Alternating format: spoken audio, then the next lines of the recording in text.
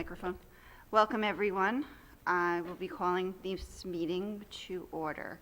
Pursuant to the New Jersey Open Public Meetings Act, NJSA 10:4-10, adequate notice of this meeting has been provided by advertising such notice in the Home News Tribune, the Asbury Park Press, the Board Office, the schools, and on Cablevision Channel 118 and Verizon Fios Channel 24, and by filing such notice with the Township Clerk.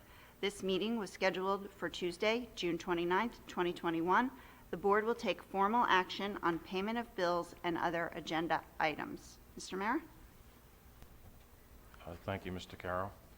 The Old Bridge Township Board of Education acknowledges that the law of this state establishes that members of the public, including members of the board, have the right to record public board meetings using audio or video recording devices, provided that that act of recording does not interfere with the business of this public board meeting. Therefore, the board makes it known that any such recording is to be considered the private recording of the individual and in no manner represents the official record of the board. The board therefore takes no responsibility for such private recording and completely disavows any future use. Thank you. Roll call, Mr. Mayor? Ms. Burns, Present. Ms. Callie, Here.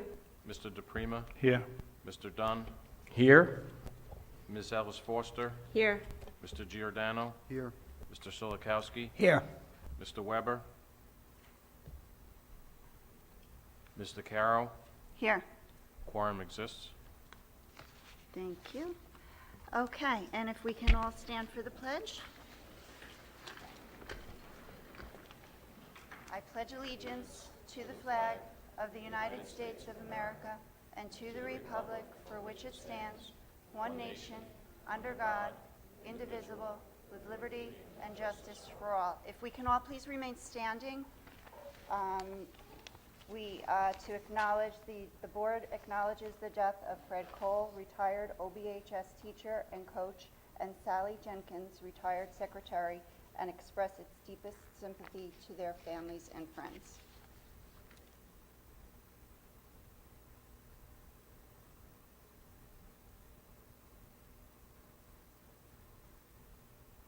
Thank you.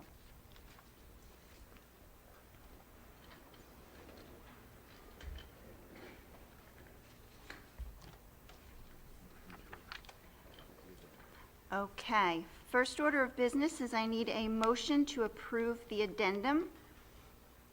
I'll move it. Ms. Ellis Foster, can I have a second? Callie will second. Ms. Callie, any discussion?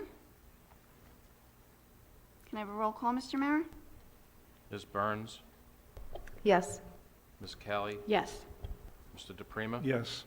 Mr. Dunn, Yes. Ms. Ellis Foster, Yes. Mr. Giordano, Abstain. Mr. Solikowski, Yes. Mr. Weber, Mr. Carroll. Yes. The motion to accept the addendum is approved. Thank you. And our Code of Ethics Corner, who was Mrs. Burns, I believe Yep, that was that's you? right. Mhm. Code of Ethics Corner. The board member refuses to surrender his/her independent judgment to special interest or partisan political groups, or to use the school for personal gain or for the gain of friends. Thank you, Mrs. Burns. Okay, now I need a motion to approve the minutes. Mr. Dunn will make a motion to approve the minutes, Madam President. Thank you, Mr. Dunn. Can I have a second? I'll second. Ms. Ellis Foster, any discussion? Okay, Mr. Mayor? Ms. Callie, Yes. Mr. DePrima, Yes. Mr. Dunn, Yes. Ms. Ellis Foster, Yes. Mr. Giordano, Yes. Mr. Solikowski, Yes. Mr. Weber, Yes. Ms. Burns, Yes. Mr. Carroll. Yes. Resolution 1, approval of the minutes passes.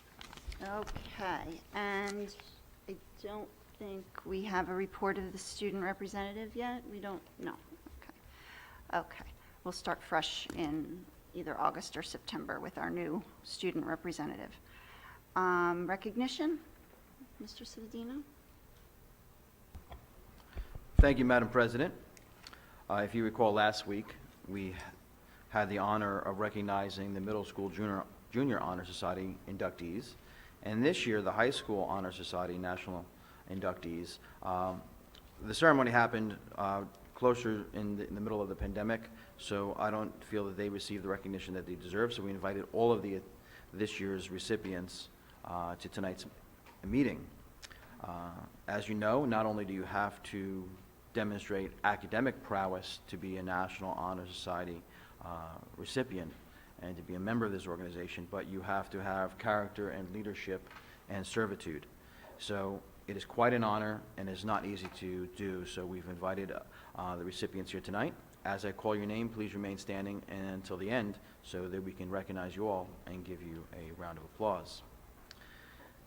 Jenna Adams, Lillian Aldelfo, Tassim Alam, Timothy Aluka, Riley Appleton, Nicolette Armetta, Anna Arushian, Naya Asif, Lillian Barbado, Emily Barge, Samantha Bennett, Arnish Badiria, Heather Bianchino, Anastasia Botros, Ethan Bradfield, Nicholas Brown, Kaya Kangakill, Jacqueline Casey, Eliza Cashman, Emma Chaco, Isabella Celentano, Amy Chan, Katie Chan, Faith Chong, Katie Chow, Nora Conklin, Nicholas Kovalos, and Jelena Cretella, Emmy DiNavolis, Naomi DiNavolis, Gregory DiStefano, Iman Diab, Kiernan Donnelly, Armand Dulat, Ryan Dershkowitz, Adam Ellerike, Jenna Alcied, David Flores, Samuel Ginsberg, Angela Gonzalez, Joey Kroptoff, Andrea Guillem Padilla, Angad Giuliani, Jenna Haynes, Sarah Henry, Carmen Hernandez, McKenna Heslin, Megan Hussey, Adam Ibrahim, Rashbi Jain, Matthew Janik, Joel Jonas, Anjini Kapoor, Joshua Carton, Haley Katz, William Kennedy, Fatima Khalil, Rija Khan, Jesse Kim, Nicole Kumar, Julia Leonardette, Emily Lunarian, Patrick Lutz, Daniel Machin, Matea Mandik, Drillion Marquella, Colby Mark, Alex Marcoux, Sophia Moran, Salvatore Mazzola, Kyle Mejorda, Males Milandonov, Michael Maraglia, Alexandra Muransku, Tay Minstry, Farna Momo, Ava Morales, Julia Nigerian, Melissa Niglio, Medisha Nigam, Maya Nikitas, Carly Nugent, Robert Obdike, Taylor Obdike, Riley O'Regan, Isabel Padilla, Felicia Padin, Ulysses Paez, Christopher Palmero, Matthew Pantaleo, Shira Parikh, Haley Park, Roxanne Pasquale, Dia Patel, Jordan Petzold, Kaylee Pitts, Yash Parav, Sadia Rahim, Samar Ruja, Sarah Ratinieki, Amar Breme, Rumasa Raham, Taya Rizvi, Lauren Rosenberg, Abigail Russ, Aruj Saeed, Miles Salah, Brianna Salika, Alyssa Santiago, Matthew Shamir, Gregory Schultz, Jaya Singh, Sandeep Singh, Brianna Slavin, Alexandra Solomon, Liliana Sosa, Sabrina Stark, Anthony Taranto, Ashley Marie Takaro Stewart, Shavi Tuchka, Michael Tribiani, Amanda Tropia, Priya Verma, Julia Villanueva, Samantha Wares, Alicia Wasim, Tyler Wiley, Sarah Wu, Quentin Young, and Miriam Youssef. Can everybody please join me in a round of applause for these well-deserving.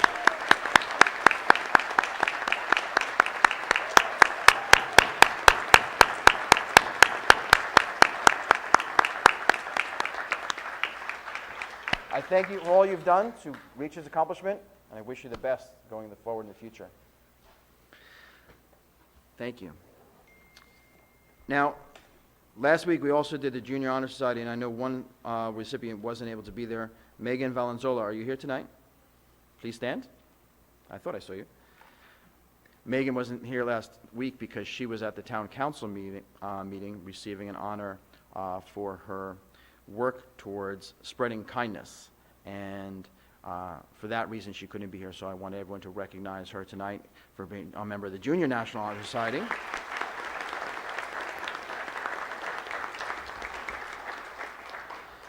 And Megan, because you continue to spread kindness and positivity throughout the community, I'm presenting you with a $50 gift card to Grillstone, where you can pay it forward with some of your friends, hopefully.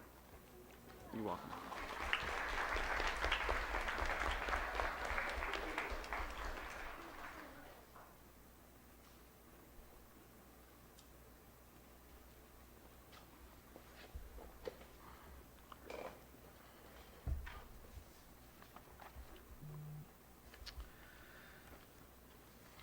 For our second recognition, I'm looking for Officer Pat Giannoffrio. I'm not sure if he's here tonight. He did have an emergency personal matter that did come up. Is Principal Maranzoli here? There you are. And Principal Coletti, please come up to the podium. I will just move the motion, and our two principals will take over in recognizing our students. Move the board to recognize the following students as finalists in the Partnership for Drug-Free New Jersey's Design a Fourth Grade Folder Contest. More than 1,000 fourth grade students from across New Jersey entered, but only 33 earned recognition at the program award ceremony held virtually on Tuesday, May 12th. 4 of the 33 finalists are fourth grade students from our own Old Bridge who will receive medals for their creative peer-to-peer substance abuse prevention artwork following the theme, Fun Things to Do Instead of Drugs. Mickey McCabe from Old Bridge Elementary School was announced as contest winner at the end of the presentation. Do you want to announce the students on your behalf? Okay. Hi, good evening. On behalf of all of us here in Old Bridge, we're so proud of Mikey, who wound up being the finalist, and his artwork will be on the folder that goes out to all of the fourth grade students in New Jersey next year. So at this time, Mikey, I want to present this to you. It's a certificate and a bag of goodies from Pat D'Onofrio. Congratulations and good work.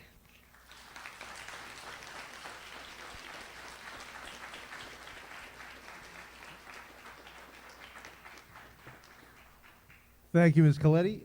Thank you, Mr. Cittadino, for summarizing all of that. And as you heard, in cooperation with the Old Bridge Police Department, we are very grateful to be able to hand out these certificates We had 3 students from Allen B. Shepherd School who also were able to achieve the level of recognition. And the certificates read, Old Bridge Police Department Certificate of Recognition, presented as the finalist for your participation in the Partnership for Drug-Free New Jersey 4th grade folder contest. Fun things to do instead of drugs. I'd like to call up the following 3 students from Allen B. Shepherd School and wish them congratulations. Kira Fiedler, we've got Giovanna Latanzi, and Raisin Decina. Congratulations to our 3 students from Shepherd as well.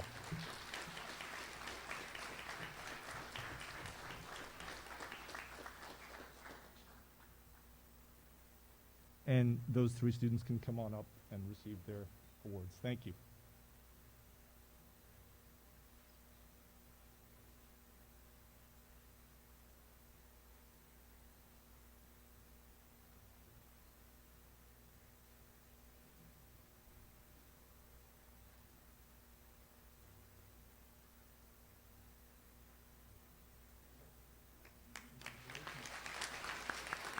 Congratulations again.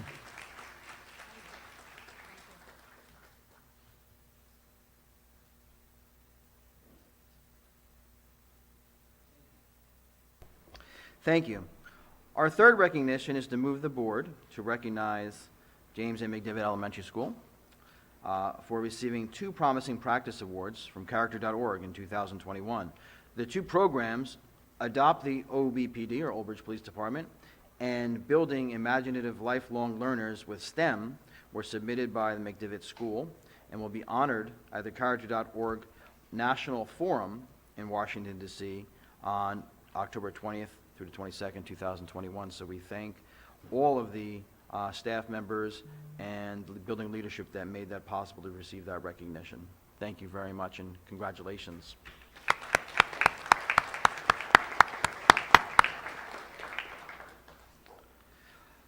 Lastly, we want the board to recognize the recertification of the following schools as National 2021 Schools of Character: the Leroy Gordon Cooper Elementary School, the Virgil L. Grissom Elementary School, the Allen B. Shepherd Elementary School, and the Carl Sandburg Middle School. To receive this recertification, the school staff, its teams, its families, and students all had to work very hard, in most cases remotely, to put together all of the data that's needed to submit this.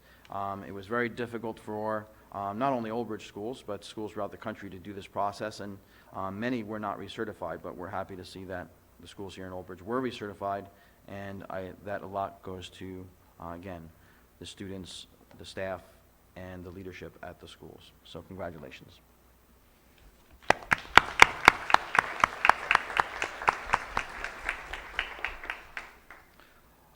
So just to sum up recognition, there's a comment or so about it. I would like to, at the August meeting, honor our volleyball team, 3-peat state champions, and also, if they're available, because I know a lot of students will be heading off to college, Nick Medeiros was, I believe, 800-meter state champion in track and field, so that would be a great time to honor them as well.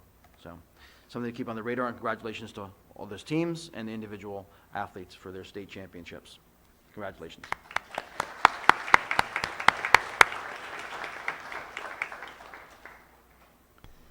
I think Coach Hopman's going to have to go for 4 because 3-peat's already patented by Pat Riley, I believe, so Yeah. he's going to have to keep I going. mean, he just has to. It's Obviously. obviously. Well, that concludes recognition for this evening. Thank you so much. Wow, what a night. Thank you all. Just congratulations to everyone. I need a motion to move recognition. Callie will move. Mrs. Callie, can I have a second? Dunn will second, Madam President. Mr. Dunn, any discussion? Yes. Mr. Giordano? Yes, congratulations to all the people that won awards tonight, and for the seniors going to college, make sure your experience is as efficient as possible, and make sure that your major reflects the career goals that you're going for, and make sure you stay focused going through it all the way. And then when you become rich, you could party much harder, so remember that. Thank you. Anyone else? Mrs. DeCara? Yes. I too would like to congratulate all the award recipients. I know how difficult it is and what an honor it is to be inducted into the excuse me, National Honor Society. And to the young students who won the poster contest for Too Good for Drugs, that especially warms my heart as a longtime volunteer on the Municipal Alliance for the Prevention of Substance Abuse. I am very, very proud that 4 of our students were chosen for awards. And I hope that you continue on that path and become an example for all of your peers as you go through your school career. Thank you. Anyone else? Okay. I'm just going to echo Mr. Giordano, Ms. Callie. Congratulations to all of you. Such wonderful achievements, and of course, I've said this many times, is my favorite. Recognition is my favorite part of the meeting, and having all of you guys come here and seeing and recognizing your achievements is really the best part of this job. So congratulations again. So with that, we need a roll call, Mr. Mara. Ms. Burns, Absolutely, yes. Ms. Callie, Yes. Mr. DePrima. Yes. Mr. Dunn, Yes. Ms. Ellis Foster, Yes. Mr. Giordano, Yes. Mr. Solikowski, Yes. Mr. Weber, Yes. Ms. DeCaro. Yes. Resolutions 1 through 4 pass. Awesome. Okay. Moving on to the superintendent's report. Thank you. As the board is aware, that twice a year we have to do a violence, vandalism, and HIB reporting for the 2 reporting periods that consist in the process. So every year, superintendents are required to report to the Board of Education the incidences of violence and vandalism that have occurred in the district during the previous year. With the passage of Public Law 210, the Anti-Bullying Bill of Rights, incidents of HIB as well as violence and vandalism must be reported twice a year. Period 1 consists of data from September 1st through December 31st of a school year. Period 2 consists of data from January 1st through June 30th of that same year. Both reports require a monthly collection of input from the data state reporting system. The New Jersey Department of Education's school safety data system is used to help districts streamline the process. We are required to report both alleged and confirmed HIB cases in the incident reports. In the incidents of violent vandalism, we report on violence, vandalism, weapons, and substance abuse. We report whether the police are notified with no complaint or the police are notified with a public complaint. We report of in-school suspensions, out-of-school suspensions, expulsions, unilateral removals, or removal by administrative law judge. We report on the student offenders, the student victims, the school personnel victims, the student victims of violent criminal offenses. We must also report on the assignments, the instruction, and the support services given, whether it be an in-district program, home assignment, home instruction, or out-of-district programming. This reporting period is from period 1, so it's from September to December 30th of 2020. We had 0 incidences of violence, vandalism, weapons, and abuse of drugs. We had 4 confirmed HIB complaints. All 4 had a 10-day investigation. The Board of Education rendered a decision in all 4 of those within those time frames. The number of HIB alleged incidents was 4. The 10-day investigation was completed by all 4, and the board rendered its decision. Obviously, the board can look at the chart in the comparisons over the years. Obviously, this one is clearly skewed by the pandemic and the remote learning that was a result of that pandemic. So the numbers are obviously lighter. We'd love to see the numbers lighter all the time, but that is the report that we have to submit to the state. Regardless of what's going on in the schools, you have to report it twice a year. that concludes that portion of the superintendent's report. Just as an add-in, as progress towards goals, I'm sure you are aware that yesterday, the governor of New Jersey produced information about students returning in September and whether masks would be mandated or not. And it's this kind of information that, whether or not it's great information or celebrated information, it's the timeliness of it. So the school districts across the state of New Jersey, across the nation, had to submit an ESSER 3 grant safe return plan. And when we, to the district website, we had to post it, and we had to submit it to the Department of Education. And when I spoke to leadership at the county that reports to Trenton, I said that, well, by your own admission, we still don't have all the information we have or will be receiving from the Department of Health or the governor's office. And they said, well, it's a living document. You're going to have to amend it and adapt it as going forward.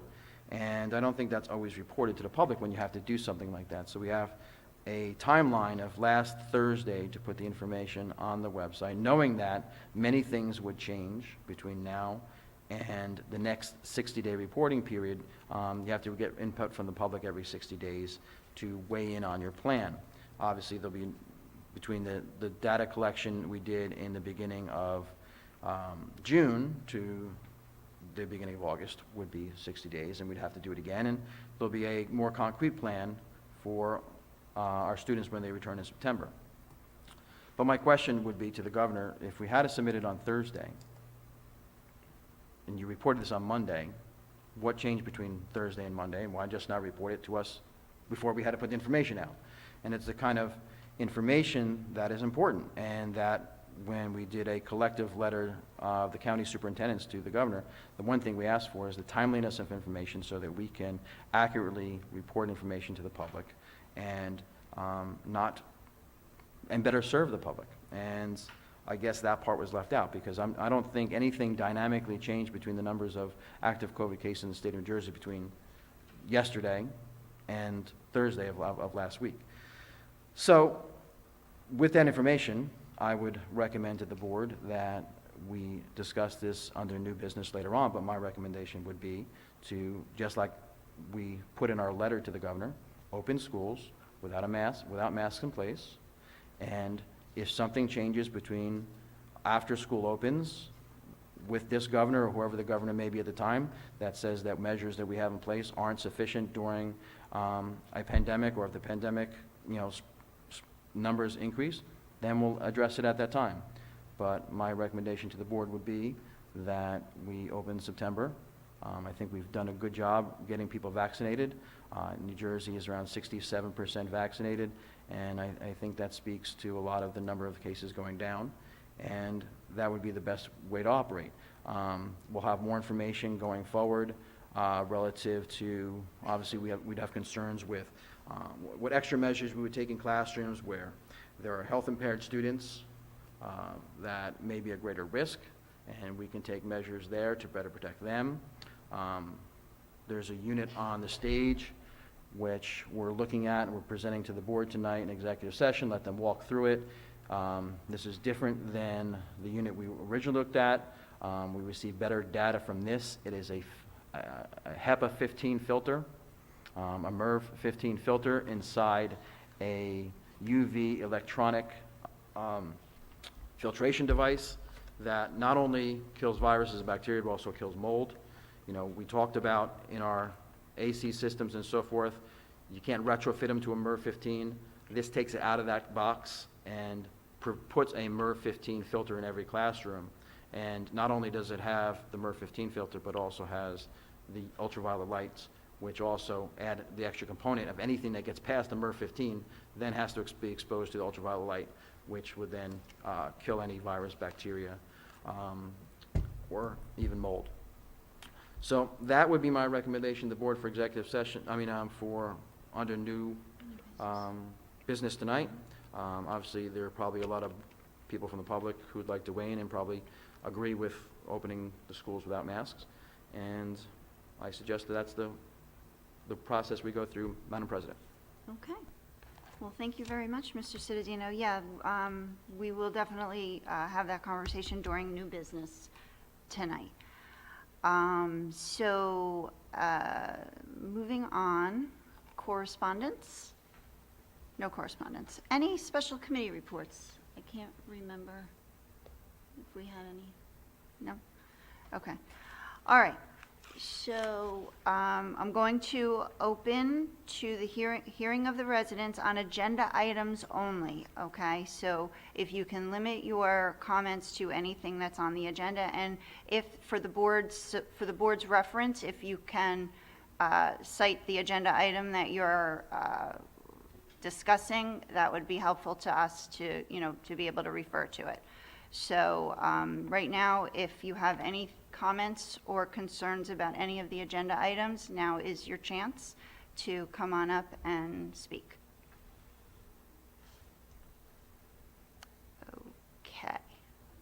Okay. Mr. Kara, Yes, there was some email that was received at the board secretary email address this morning, and it does relate to something that's on the agenda, so I will read it, quote unquote. It's from Ms. Susan Davis. She's an Old Bridge resident. It's public comment. Good evening. I have a question about the reopening plan for September 2021. Now that the governor has stated that masks are not required in September for students in school, will you change the plan and make masks optional? If not, why? I'm not sure what you have already done as for your planning and deciding what that mask should continue to be worn, but I'm sure that all can be undone, just as easily as it was done. The masks are not as safe as what you presume them to be. Even the middle and high school students, you were so proactive in getting as many kids vaccinated as possible. Why should those students then continue to wear masks? Why did I have my child vaccinated if he still had to wear that mask?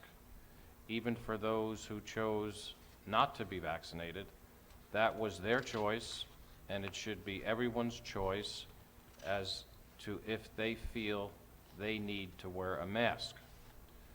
Last I checked, we still live in a free country where we do not all have to conform to the decisions made by one person in power.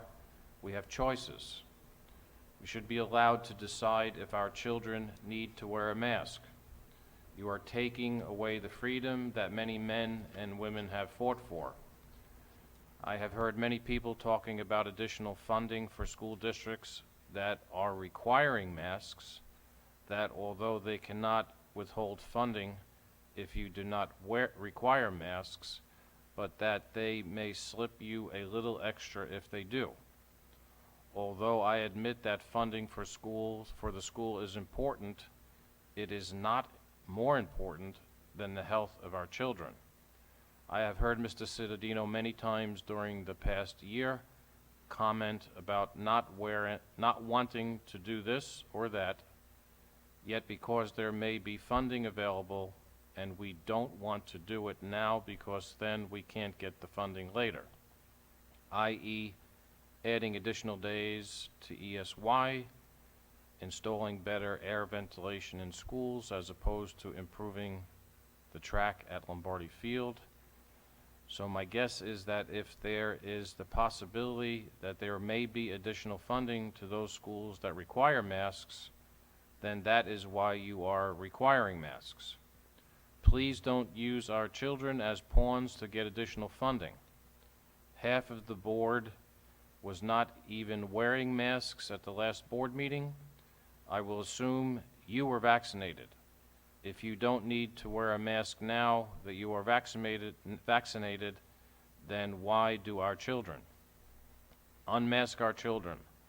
Let those who feel they need the mask wear it, and let those who don't feel the need for it to be free. My next question is about COVID testing. I saw that you contracted with a company to perform COVID testing during school. I do not want you performing random COVID tests on my child.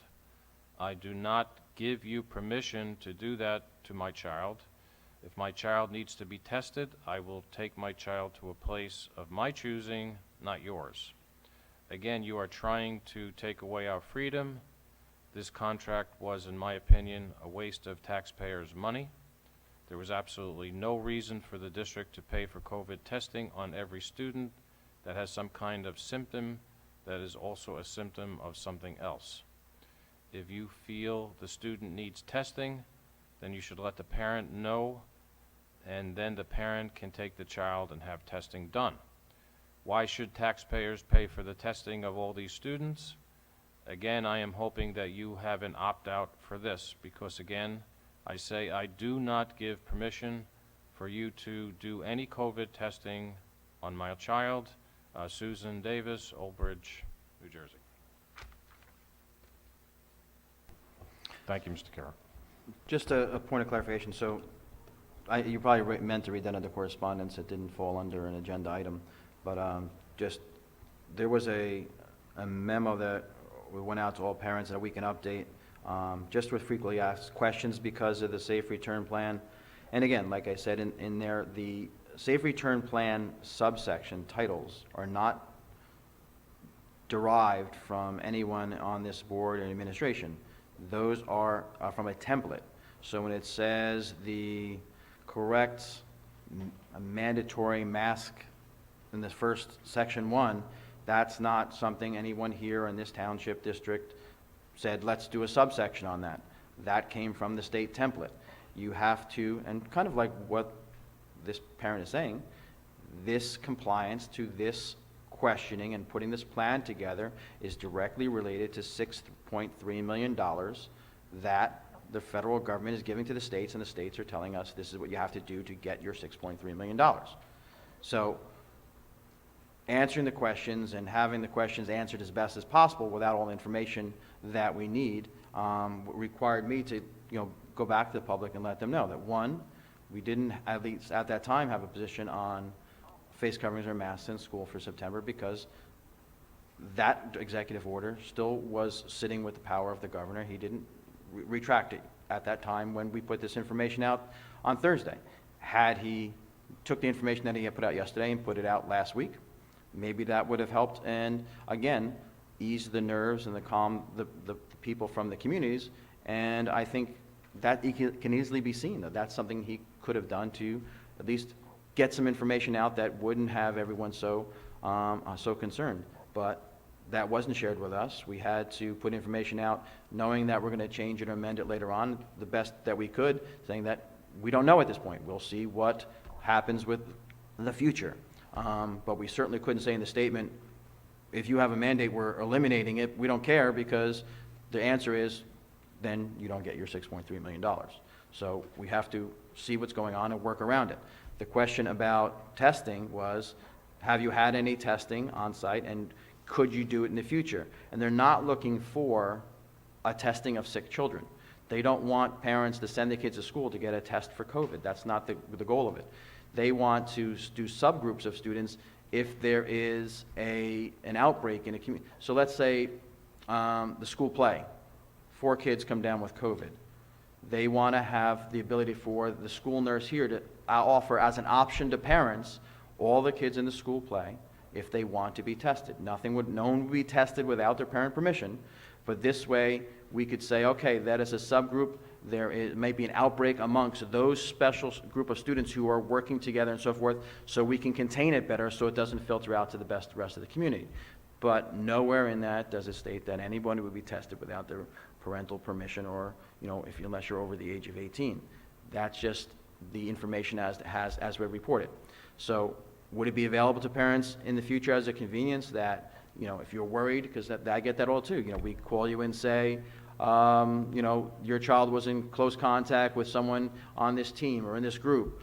Oh my God, I got to get a doctor's appointment. Sometimes it's hard to get the doctor's appointment. Well, If you'd like to, we have this availability at the school where you can be tested, and we will drop off the sample to the lab for you at zero cost to you and zero cost to the taxpayer, because at this time, it would still be paid under federal funds.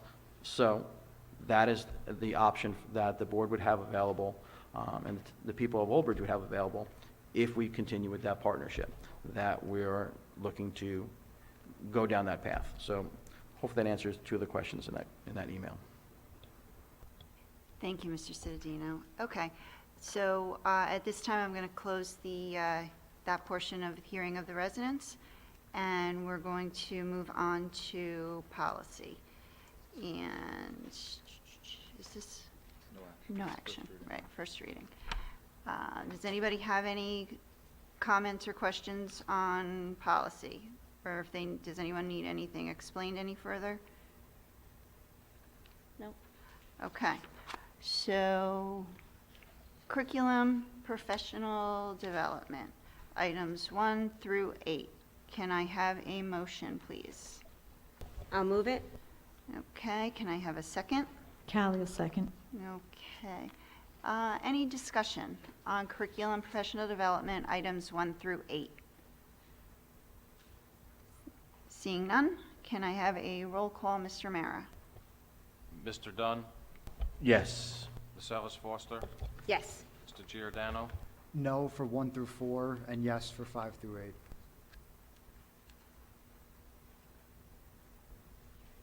Mr. Solikowski, No, 1 through 4, and yes on the rest. Mr. Weber, No, 1 through 4, yes on the rest. Ms. Burns, Yes. Ms. Callie, Yes. Mr. Prima, Yes. Mr. Carroll. Yes. So resolutions 1 through 8 pass. Okay. Athletics, items 1, is it just item 1? No, 1 and 2. Item 1 and 2, can I have a motion? Callie will move. Ms. Callie, can I have a second? I'll second. Ms. Alice Foster, any discussion on athletics? Seeing no discussion, can we have a roll call, Mr. Mayor? Ms. Ellis Foster, Yes.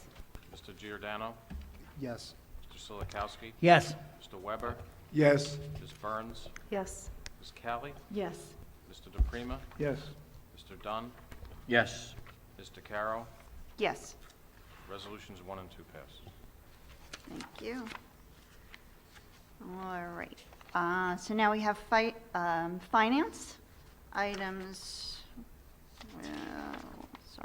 1 through 24. Can I have a motion? Mr. Dunn will move finance items 1 through 24, Madam President. Thank you, Mr. Dunn. Can I have a second? Callie will second. Thank you, Ms. Kelly. Any discussion on any finance items? Yes. Yes. I talked about last week, resolutions 8 through 10. I do not want to approve any unexpected revenue transfers. I'd rather see them and vote on them as they come, rather than just have a bunch of money that we would have the incentive to just spend, since we allocated it towards those accounts. So I'm going to separate 8 through 10 for that reason. Okay. So we're going to separate 8, 9, and 10. Okay. Does anybody else have any other discussion? First, we'll do items 1 through 7 and 11 through 24. Does anybody have any discussions? Any comments, concerns? Okay, so I guess we need a roll call then for 1 through 7, 11 through 24. Mr. Giordano, I'm going to abstain 21 and yes for the rest. Mr. Solikowski, Yes. Mr. Weber, Yes. Ms. Burns, Yes. Ms. Callie, Yes. Mr. DePrima, Yes.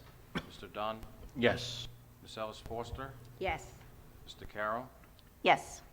So resolutions 1 through 7 and 11 through 24 pass.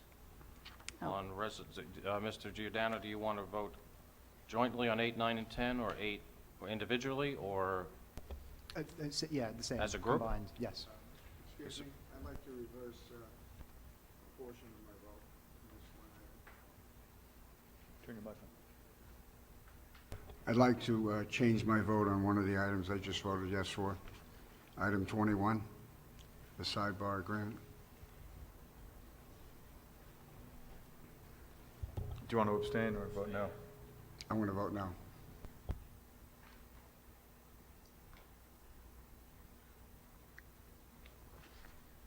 Okay. So now we're back to 8 through 10. 8 through 10. Mr. Giordano, No. Mr. Silikowski? No. Mr. Weber, No. Ms. Burns, Yes. Ms. Callie, Yes. Mr. DePrima, Yes. Mr. Dunn, Yes. Ms. Ellis Foster, Yes. Mr. Carroll. Yes. Resolutions 8 through 10 pass. Okay. So now we're moving on to non-certificated personnel office. And we have items 1 through 5. Can I have a motion, please? Callie will move. Thank you, Ms. Callie. Can I have a second? Giordano, second. Thank you, Mr. Giordano. Any discussion? No? Okay. Roll call, Mr. Mayor? Mr. Silikowski? Yes. Mr. Weber, Yes. Ms. Burns, Yes. Ms. Callie, Yes. Mr. DePrima, Yes. Mr. Dunn, Yes. Ms. Ellis Foster, Yes. Mr. Giordano, Yes. Mr. Carroll. Yes. Resolutions 1 through 5 pass. Okay. Non-certificated personnel operational, items 1 through 4. Can I have a motion, please? I'll move it. Ms. Ellis Foster? Weber, Mr. Weber? second. Mr. Weber will second. Any discussion? Seeing none. Mr. Mara? Mr. Weber, Yes. Ms. Burns, Yes. Ms. Callie, Yes. Mr. DePrima, Yes. Mr. Dunn, Yes. Ms. Ellis Foster, Yes. Mr. Giordano, Yes. Mr. Silikowski, Yes. Mr. Carroll. Yes. Resolutions 1 through 4. Okay, on to non-certificated personnel, other items 1 through 10. With 10 revised per the addendum, Mr. Carroll. Yes, with 10 revised as per the addendum. And separating one for discussion, please.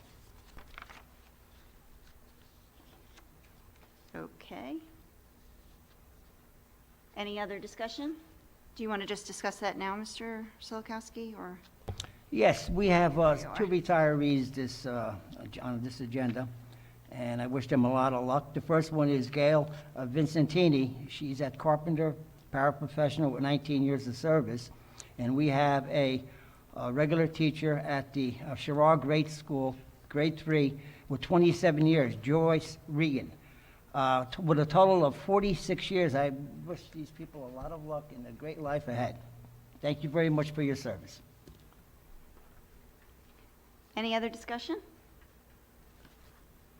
Okay, I would just like to, she's probably going to be mad at me, but I would like to say congratulations to Gal Vincentini on her retirement.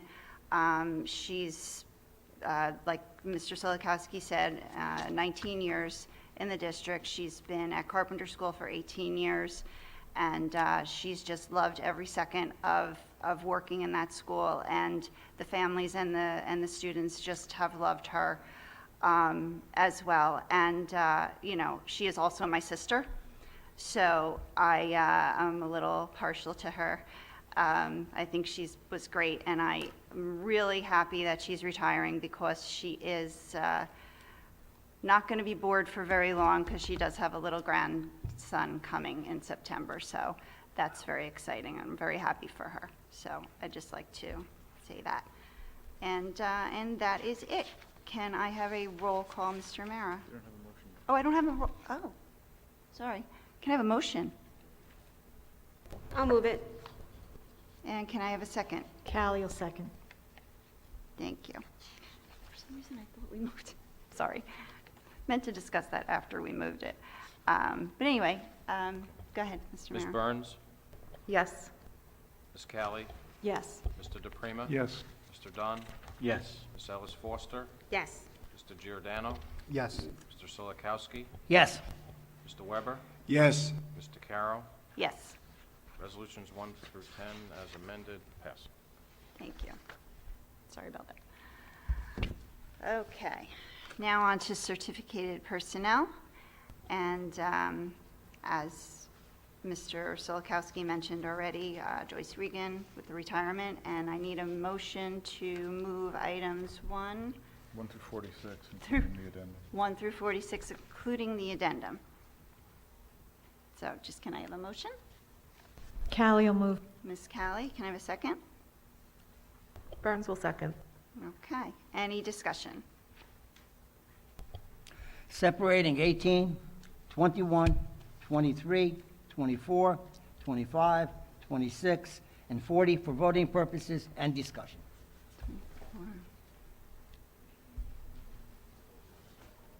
I'm not sure. Mr. Solikowski, can you repeat I'll those repeat 'em. numbers? Thank you. 18, 21, 23, 24, 25, 26, and 40. 40, okay. Okay. So we will vote on the other items. So right now, we will take a vote on, any other discussion on the other, 1 through 17?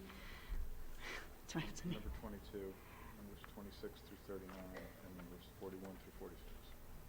Okay. Tell me that again. So 1 through 17, 20, 22, and 27 through 39? Yes. Is that correct? And then 41 through 46. Oh, I'm sorry, and then 41 through 46. So we have a motion, right? Yes. Yes. Any discussion on those? Seeing none, roll call, Mr. Mayor? Ms. Callie? I'm sorry, maybe this should have been under discussion, but there's so many of them, I'm just having difficulty. I think there's something in here I'm supposed to abstain on, and I can't find it. I thought that was an action item last week, Mrs. Kelly. What? Wasn't that an action item last week? No. I remember you abstaining last week. Oh. 26 and 25? Mr. Pond, I believe I 26. remember it also. Ms. Kelly abstaining. I think it's, oh, they're separated. Okay, so there's nothing under this vote. I'm sorry, I lost track with all those numbers floating around. So yes, on what we're voting on now. Okay. Good to go. Ms. Callie? Yes. Mr. DePrima? Yes. Mr. Dunn? Yes. Ms. Ellis Foster? Yes. Mr. Giordano? No for 7 and 8, abstain 45, and yes for the rest. Mr. Solikowski? Yes. Mr. Weber? Yes. Ms. Burns? Yes. Mr. Carroll? Yes. Okay, so 1 through 17, 19, 20, 22, 27 through 39, 41 through 45, pass. 46. Addendum. 46, sorry. Okay. So Go ahead. what are we, do we do all these separations, Mr. Solikowski, as one vote? Yeah, I will discuss each one individually and vote on them, yes. Okay. Okay. Do And I we'll need a- start off on 18, I guess, if you want. Do I need a separate motion for each? Mr. Solikowski, can we move these 7 motions all together with discussion on all 7 of them, or do you want to vote on them separately? I want to vote on them separately. Need a motion for number 18. Okay. So I need a motion to move number 18. Okay, for discussion, right?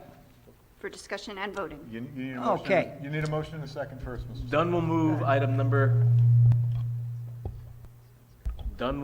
item number 18, Madam President. Thank Callie you. will second. Thank you. Okay. Okay, discussion. If I say anything wrong, Mr. Pardon, just stop me. Yes, that's Okay. talking in terms of the appointment and the substance, not the individual? About anything I say tonight, okay? This I'll is let my you know. opinion, okay? It's an opinion. I Yes, mean, but I if don't you're want if you you're to talking, think like- if you're Okay. talking about personnel. Okay, you're number good. 18. Here we have a supervisor, they're here all summer, all winter. They don't teach any classes, and yet we're giving them 3 days at $800 a day almost, which is $2,500. If they can't do this work during the school year, when they're here, I don't understand it. I vote no on this one. I just can't go along with it. Would anyone else like to comment on number 18? Okay. Can I have a roll call, Mr. Mayor? Can I just make one comment? Yes. Because it comes up often through Mr. Solikowski saying that supervisors don't teach classes. And I just don't want the public to get the impression that it's the administration that's telling the supervisors not to teach classes. It's the Board of Education. The Board of Education enters into a collective bargaining agreement with the supervisors, and at one time they did teach classes. The Board of Education, at the time, negotiated with the supervisors and removed that clause from their contract. So I can't make them teach classes if I wanted to. Not saying that I want to, but I have to work within the contract that you give them. Thank you. And I had nothing to do with giving them the contract. Thank you. Okay, so Where are we? Item number 18, Ms. Callie, Yes. Mr. DePrima, Yes. Mr. Dunn, Yes. Ms. Ellis Foster, Yes. Mr. Giordano, Abstain. Mr. Solikowski, No. Mr. Weber, No. Ms. Burns, Yes. Mr. Carroll. yes. So we have 1, 2, 3, 4, 5. We have 6 yeses on item number 18, so it passes. Okay. All right, on to item, we good? 21. 21, yeah. On to item 21. I need a motion. Callie will move. Dunn will second. Okay, all right. Discussion. Okay, discussion. We had a principal down at the grade 9 center. I had nothing to do with that either. And he was taken out after we had a retirement at Sandburg School, and he replaced that principal over there. In the last year, we had, I don't know how many vice principals we have and administrators at the high school, but what they did is they came down, they, I guess, took turns. You covered grade 9 center for a week, you covered for the following week, and it worked out very well. We saved about $125,000, $150,000 by doing this. Now they want to bring in another administrator to fill in that gap, and I think it worked very well with the administrators at the main building coming down. So I just can't see spending that money. I feel that money should be put into basically mathematics, the 3 R's at the elementary school to help these kids catch up with what they lost in the last year.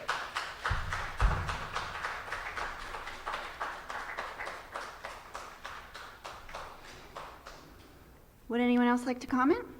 I just have a few things. I did some investigation, and unfortunately, I think I left my papers home, looking at the administration numbers in Old Bridge compared, and I just really compared to our 2 neighbors who are closer to us in an economic standpoint and school district size.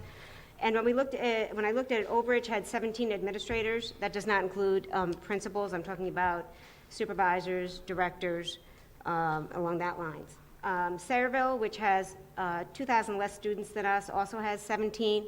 However, their majority of them, they have 8 directors. We have 4 directors. We have more supervisors, which are 10-month positions, which are cost less to the taxpayers. They have supervisors for every subject. We have them combined. And then our neighbors up on Route 18, East Brunswick, which is more our size, has 21 in their administration. So I think, we have to look at the numbers, and this fallacy that goes around in that we're top-heavy is just factually incorrect when you look at numbers and when you look at those compared to districts similar size to us. So I just think that's just an important thing that we all kind of look at when we look at the job that they do. It's not, just subjects matters. They have to do the teacher evaluation. I mean, there's a lot that they do. There's a lot of mandates from the state, and I think we are extremely lean when we compare it to other districts. As well as, just to tack on to what Mr. Salkowski said, we are, and if you look at the agendas and the past agendas, putting great resources into the summer to help fill some of the gaps, and we are putting a much greater emphasis on math because we're moving into block scheduling in our middle school and high school, which will give all students more math time, which will be critical. We are increasing our RTI staff, so I think we are investing in those things because we all know that there are gaps. So to give the indication that we are not funding those is not accurate. So I just want to make sure that you can absolutely disagree on items and have your opinion, but you can't change the facts. And we are investing in math, and we are investing in reading and writing, and we do have a lean administration. Everybody has their opinion. You keep yours to yourself, I'll keep mine to myself. Mine were I facts, express my Mr. feeling, Silikowski. okay? I gave facts. I didn't. My facts are there also, believe me. Thank you. Would anyone else like to comment? Any other board members? Yes. Mr. Weber? The comparisons that were made were against East Brunswick, which is a more affluent district than we are. It is the same size approximately. Sayreville, as mentioned, is about 2,000 less. It's less affluent than we are. And there is on the New Jersey Department of Education database site a list that categorizes school districts as less than 1,800, 1,800 to 3,500, and over 3,500. And in that ranking, we are not particularly, we don't stand out tremendously one way or the other. We lean toward being a little bit leaner than the center, but there are plenty of districts who are lower than us that are our size. So I just want to make the board members aware of it. Is NJDOE data, and that's the place to look if you want number information. Madam President? Yes, Mr. Dunn. So basically, as we all know, this district has made incredible strides over the last 6-7 years regarding our academic enrichment. We were a mediocre district going back about 6-7 years ago. We weren't performing, we weren't up to par. Our students were floundering. This administration and this board made incredible inroads in bringing in the resources, bringing in the talent to ensure that our test scores improved, our students got the correct education. And it's proof in the pudding. We can argue here, we can play semantics, we can say, well, I told you so, adding this in is gonna hurt our budget. You know what? I don't care about our budget, I care about results. The results are in the pudding. We can see how well our students are doing. They're doing really well. We are ranked up in the top, probably 40% of all school districts in the state. Going back 5-6 years ago, we were not. Our test scores were in the toilet 6-7 years ago, and it's proof. The data is there. So I think we're doing something right, that we're giving our students, that's who we have to worry about is our students. Yes, we have to worry about the taxpayer as well, but we all want to ensure that our students get the finest education, and I think that this administration and this Board of Education has done that over the last 6-7 years. The numbers are there, they don't lie.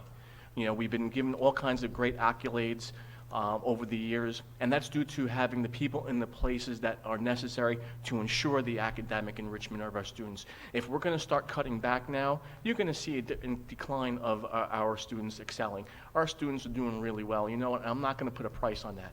And quite frankly, right now, you know what? I am for having this position filled. Yes, we went from a principal to a vice principal, so yes, there is a slight savings. But quite frankly, I'm worrying about the academic enrichment and the quality of education for our students in this district. And that's the most important thing in my decision here. Thank you. Thank you, Mr. Dunn. Anyone else? Oh, yes. Mr. Giordano? Being a student at the time, Mr. Bill was, in the high school teaching, I do not feel that I should approve him for this position as an individual, and that's the same reason I abstained for Coach Borriello, if anyone was wondering.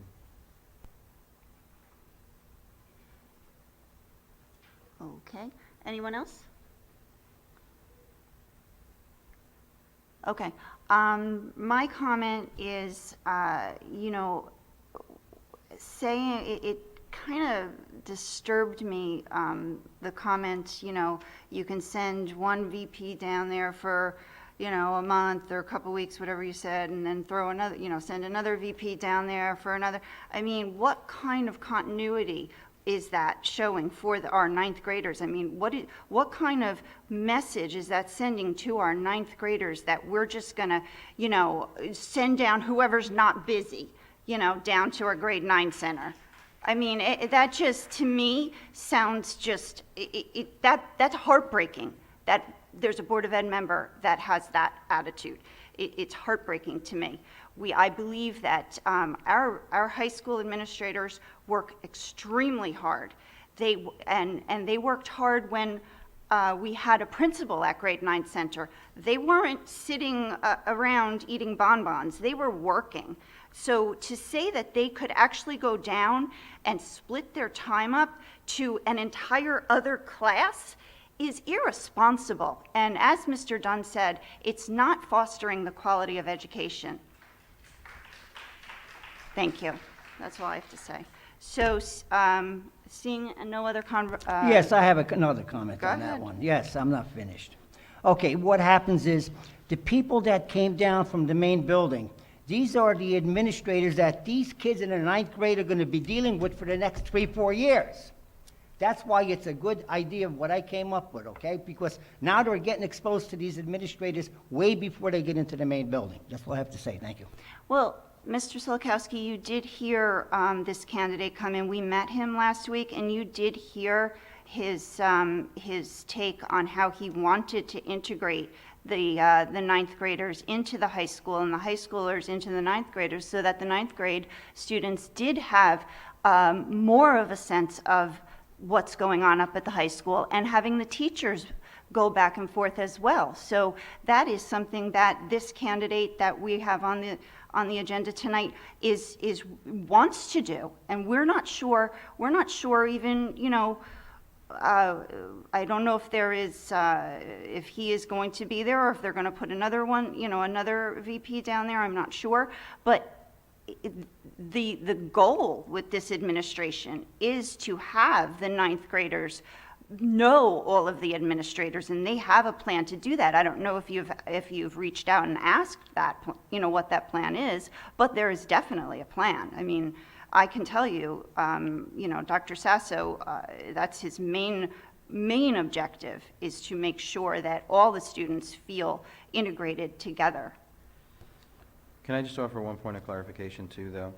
When the decision was made by my office to not fill the position for the remainder of the school year and send the grade 9's principal to Carl Sandburg School, when the students returned, we had a 35% return rate. 65% of the students at the high school level remained home on a remote learning platform. The governor has stated that a remote learning platform will not be available next year, and I, for one, want a semblance of normalcy and 100% of the students back in the schools. If you're looking to keep it 35% of the kids back in the school, then that may be a good plan. But if you want all the students back in the classrooms and in the schools, you're going to need the positions to support that, and you can't do it with 100% of the students there and less than 100% of the administration in place. Okay. Any other comments? Roll call, Mr. Mayor? So this is a roll call on item number 21. Yes. Callie? Yes. Mr. DePrima? Yes. Mr. Dunn? Yes. Ms. Ellis Foster? Yes. Mr. Giordano? Abstain. Mr. Solikowski? No. Mr. Weber? No. Ms. Burns?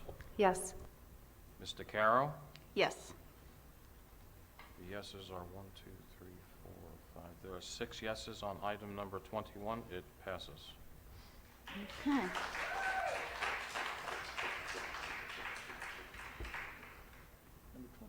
Number 23, can I have a motion, please? Burns will make the motion. Can I have a second? Callie will second. Thank you, Ms. Callie. Okay, discussion. Just for purposes of clarification for all board members. Yes. Those who are conflicted and those who are not. This is an acknowledgement, not to belittle the board's vote, but this is a 5-year contract where you are simply acknowledging for bookkeeping purposes the 5th year of it. That doesn't mean you can't discuss it and vote your conscience, but it does mean that the 5th year of this contract is going to happen. Just so everyone knows where it stands. Thank you. Okay. Mr. Parton, clarification. Obviously, if it's just an acknowledgement, the individuals on the stage who are conflicted can vote to acknowledge the contract, correct? Yes, this is very much like the first reading of policies. It is an acknowledgement, it is not board action.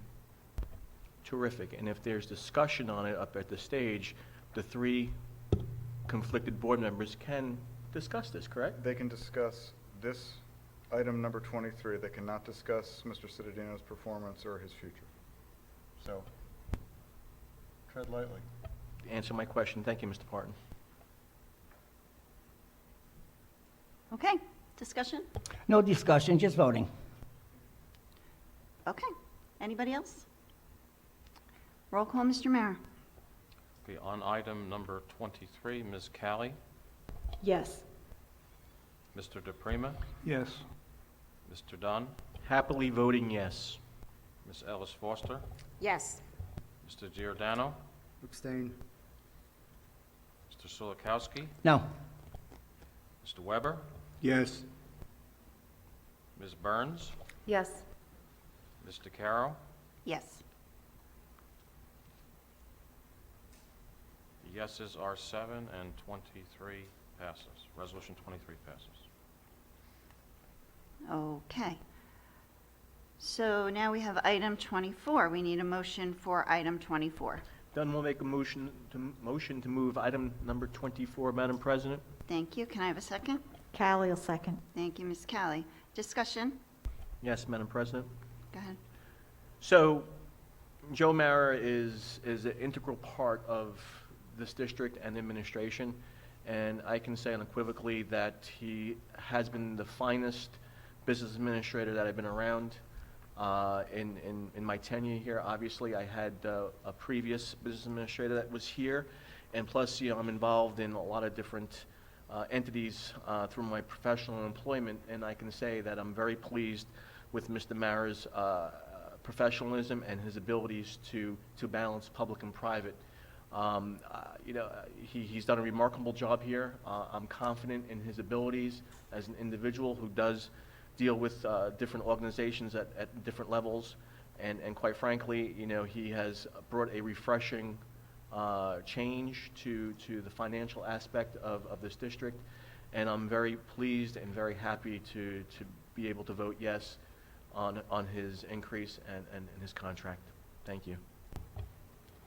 Thank you, Mr. Dunn. Mrs. DeCaro? Yes. I've been on the board as early as 1993, and for the 3 or 4 business administrations that I have seen, Mr. Mara brings with him a very unique background. He was a CEO of an outside firm, so he's got a tremendous skill set for developing sources to save us money, which most of the other business administrators who came out of the educational community did not possess. That's not to fault them for what they didn't do, but the fact that he did have this private sector experience, I think, has been a tremendous asset for the board, and he has been superb, and I fully support him. Thank you, Mr. Weber. Anyone else? Okay, yes, I would like to combine number 24 and number 26 for discussion. We already, go ahead. 24 and 26. We have We got to finish this one first, Mr. Solikowski. We're still waiting to vote on 23. Oh, okay. 24. Okay. 24, excuse me. Thank you. Did you want to say something, Mr. Solikowski? On what number are we talking? We're on number 24 now. Mr. Mayor. 24. Yeah, but I would like to combine 24 and 26 for discussion purposes, because basically the discussion is going to be very similar. Well, right now, we Okay, have a I'll motion on the... discuss them individually, thank you. Thank you. Thank you. Okay, Mr. Mara, I have been involved in the Old Bridge school system for over 50 years, teacher for close to 40, and on a board, I guess about 13, 14, 15 years now. Okay, with the mic, I'm sorry. I have been involved with the Board of Education and the school system for over 50 years. Mr. Mayor, I worked with probably, like Mr. Weber said, 3 business administrators. I must have worked with a dozen of them.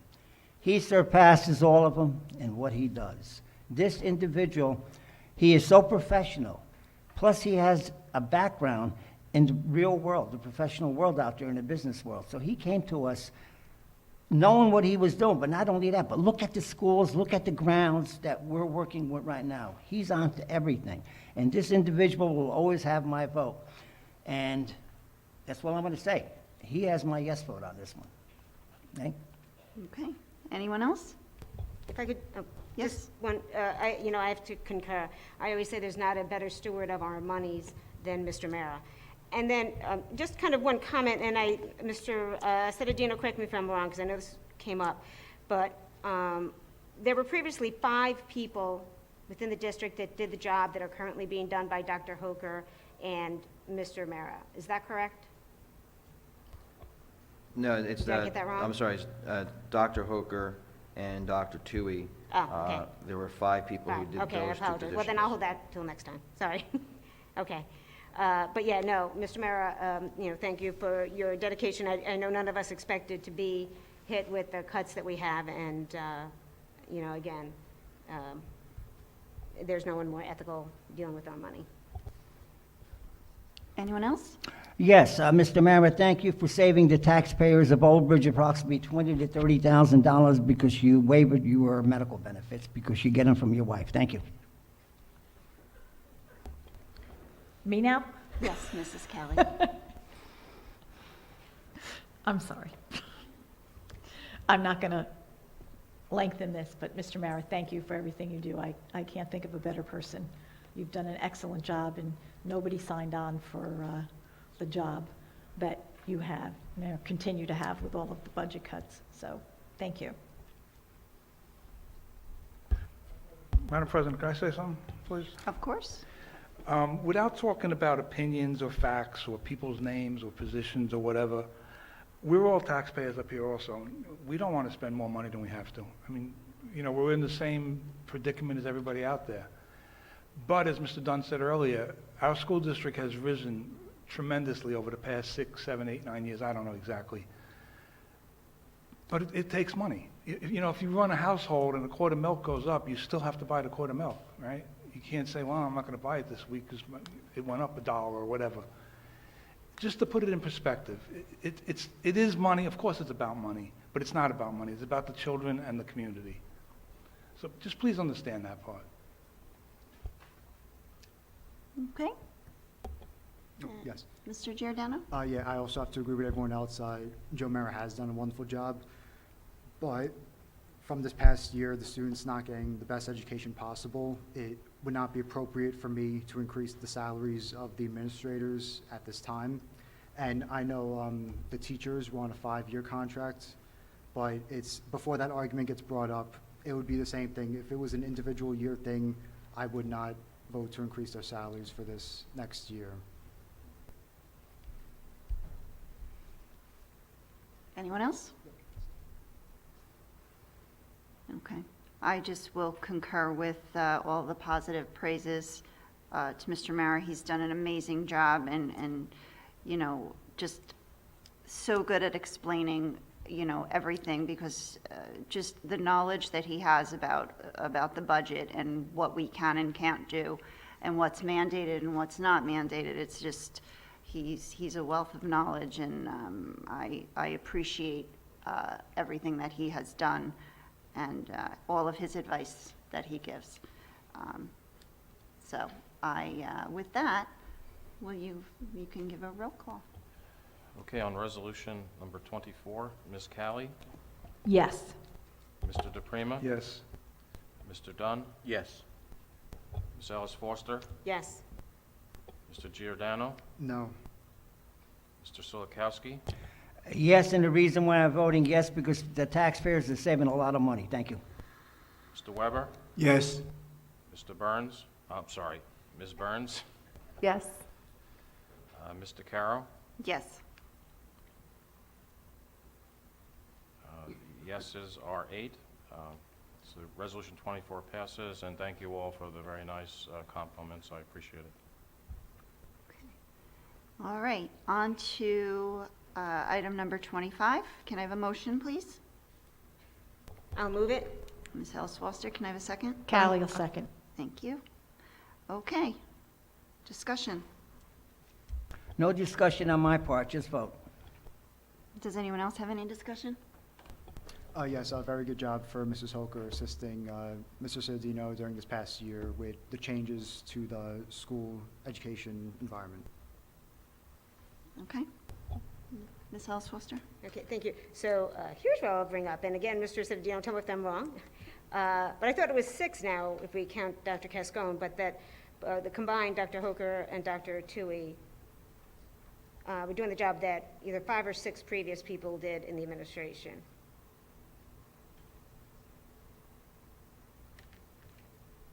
You are correct. 5 or 6. I mean, they're former employees, I can say the names, right? You can. Okay. We had Ms. Kibler, Dr. Piscatelli, Dr. Betancourt, Dr. Cascone, and Dr. Cuthbert. All of their positions, since this administration has taken over, have been reduced down to 2 positions.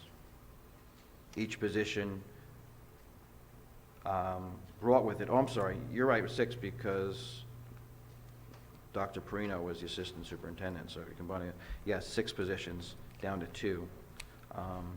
And all of those positions, some of them were over $200,000 plus benefits. So you can do the math on what the district is saving with these 2 people doing the work of 6 people. Okay, thank you. And, I can just say that, last year, when I was president, I worked extremely close with Dr. Hoker, and her work ethic was beyond compare. She worked weekends, evenings, just did I believe, a stellar job during difficult times. And I think that while even though it was a contract, we have compensated the rest of our school district. I think the efforts of Dr. Hoker are surely compensating with what she is getting along the same lines as everyone else. I think she went above and beyond in many of her duties this year. A lot of them is not seen. They're kind of behind the scenes working with our personnel and other programs. So I will absolutely vote for this, and I thank her for her dedication to our district. Thank you, Ms. Ellis Foster. Any other non-conflicted? Madam President, I have a procedural question. Sure. Obviously, there are 3 members on the stage who are conflicted, who cannot vote on number 25 and 26. So the procedural question is this: is it a simple majority or a supermajority to approve these 2? It's a more complicated answer than you would hope. It is a simple majority of the non-conflicted board members in the case of Dr. Hoker, because she is being reappointed to her position as a tenured assistant superintendent. It is a supermajority of the full membership of the board, meaning 5, as to Dr. Tui, because he is a non-tenured assistant superintendent who is being reappointed.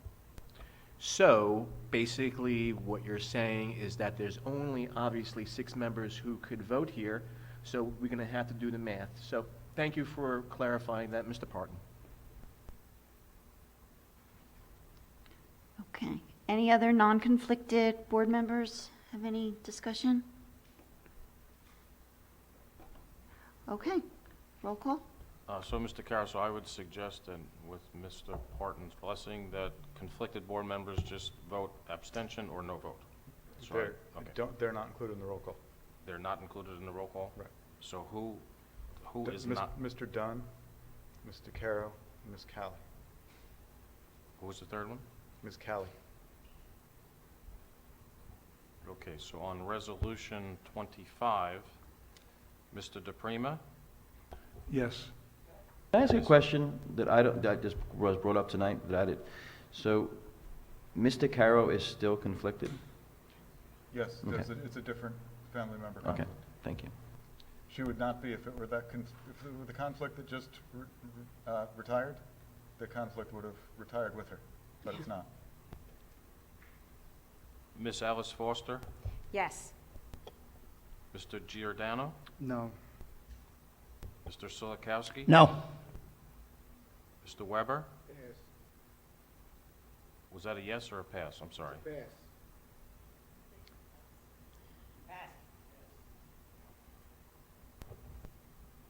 Ms. Burns, Yes. so we have 1, 2, 3 yes votes. Go back to the person who passed. Mr. Weber, Yes. so we have 4 yes votes. The contract's approved. Number 26. Okay. So I need a motion for number 26 now. I'll move it. Ms. Ellis Foster, can I have a second? Burns will second. Thank you, Ms. Burns. Discussion. Oh, okay. Go ahead. Sure. Again, I'll reiterate the doing, 2 people doing that of 6. But I also, I believe I've said this in other meetings, that the district was able to get done for this coming year things we have been working on for years. Block scheduling in the middle school and the high school, which will just improve the academics of those students, is something we've gone round and round about for years. And then several other improvements in the elementary, expansion of math RTI, going to the trimesters, so things that would really improve the education of our students. And that was developed and done during a once-in-a-lifetime pandemic, as we were all trying to figure it out as we go along. So I thank Dr. Tui and his staff and everybody he worked with for helping get us through, not only getting us through, but having greater programs when everyone is back in September, and the expanded summer program, which we know our students need. So again, I thank, I know Dr. Tui was instrumental in many of those, the rest of the administration, that we continued to look to the future to make sure that we have some of the best education for our students. So thank you. Thank you, Ms. Ellis Foster. Anyone else non-conflicted? Yes. Dr. Tui, thank you for working for us. I worked with this individual for 2 years. I chair curriculum, and he's the, I guess you call it the administrator with the curriculum. He is so knowledgeable in all areas. It is true that he actually took on a load that nobody in this school district really has, okay? No administrator. This individual is so precise and so perfect with everything he does. I have to commend him for what he does and working for us. I want to thank you very much. And also, you're saving the district a lot of money because you waived your medical benefits too. Thank you very much. And you have my vote. Anyone else? Yes. Yes, Mr. As a young man, I guess I can call anybody that. Mr. Tui has been an outstanding, I think, exception, given all the responsibility that has fallen on his shoulders over the last several years. He's done a remarkable job, and I look forward to his career getting bigger and stronger. Okay. Anyone else? Yes. Yes. Go ahead, Sal. Yes, thank you, Dr. Tui, and I support your employment, but as I said, the salary increase I cannot go along with this year. Okay. Anyone else? Roll call. Okay, so conflicted members again are Ms. Callie, Mr. Dunn, and Mr. Carroll. Yes. So, Mr. DePrima, Yes. Ms. Alice Foster, Yes. Mr. Giordano, No. Mr. Solikowski, Yes, gladly. Mr. Weber, Yes. Ms. Burns. Yes. So the yeses are 1, 2, 3, 4, 5 yeses. Resolution 26 passes. Okay. So now we need a motion for item number 40. Callie will move. Ms. Callie, can I have a second? I'll second. Ms. Ellis Foster. Okay, discussion. Yes, we discussed this in closed session, I guess, at the last meeting. And I don't want to, could I talk about this? No? No? I don't know, tell me. as- I mean, you're the, you know, as you're the you- legal counsel. Yes. As you correctly stated, we talked about this in executive session. This is an employee. Right. And this employee was provided with a rice notice. There was a private discussion. That rice notice does not cover action, it covers discussion. So tonight you are voting, but we cannot talk about this individual at all. You can speak only with your vote. Okay. Okay. Well, that being said, there will be no further discussion. Roll call? Unless they're procedural questions. Oh, I'm sorry. Any procedural questions? No. Okay. Roll call. And are there any conflicts here? Get a motion? Do we have the motion, wait. but are there any Yeah, we do have the conflicts? motion. Are there No. any There are no conflicts? conflicts, everyone's eligible to vote. Ms. Callie, Yes. Mr. DePrima, Yes. Mr. Dunn, Yes. Ms. Ellis Foster, Yes. Mr. Giordano, Abstain. Mr. Solikowski, No. Mr. Weber, No. Ms. Burns, Yes. Mr. Carroll. Yes. The yeses are 6. The motion number 40 passes. Okay, I think we are through certificated personnel. Okay, on to non-certificated personnel transportation, items 1 and 2. May I have a motion, please? I will move it. Ms. Ellis Foster, can I have a second? Dunn will second, Madam President. Mr. Dunn, discussion. Seeing none, roll call. Mr. DePrima, Yes. Mr. Dunn, Yes. Ms. Ellis Foster, Yes. Mr. Giordano, Yes. Mr. Solikowski, Yes. Mr. Weber, Yes. Ms. Burns, Yes. Ms. Callie, Yes. Mr. Carroll. Yes. Resolutions 1 and 2 pass. Okay, supplies, equipment, and services. We have items, let's see, we have 1 through 19. 1 through 20, Oh, including the addendum. With the addendum, I'm sorry, I forgot. 1 through 20, including the addendum. Dunn will move supplies, equipment, and services, items 1 through 20, Madam President. Thank you. Can I have a second? Callie will second. Thank you, Ms. Callie. Discussion? Okay, seeing none? Mr. Dunn, Yes. Ms. Ellis Foster, Yes. Mr. Giordano, I'm abstaining on 2, voting no for 15 and 17, and yes for the rest.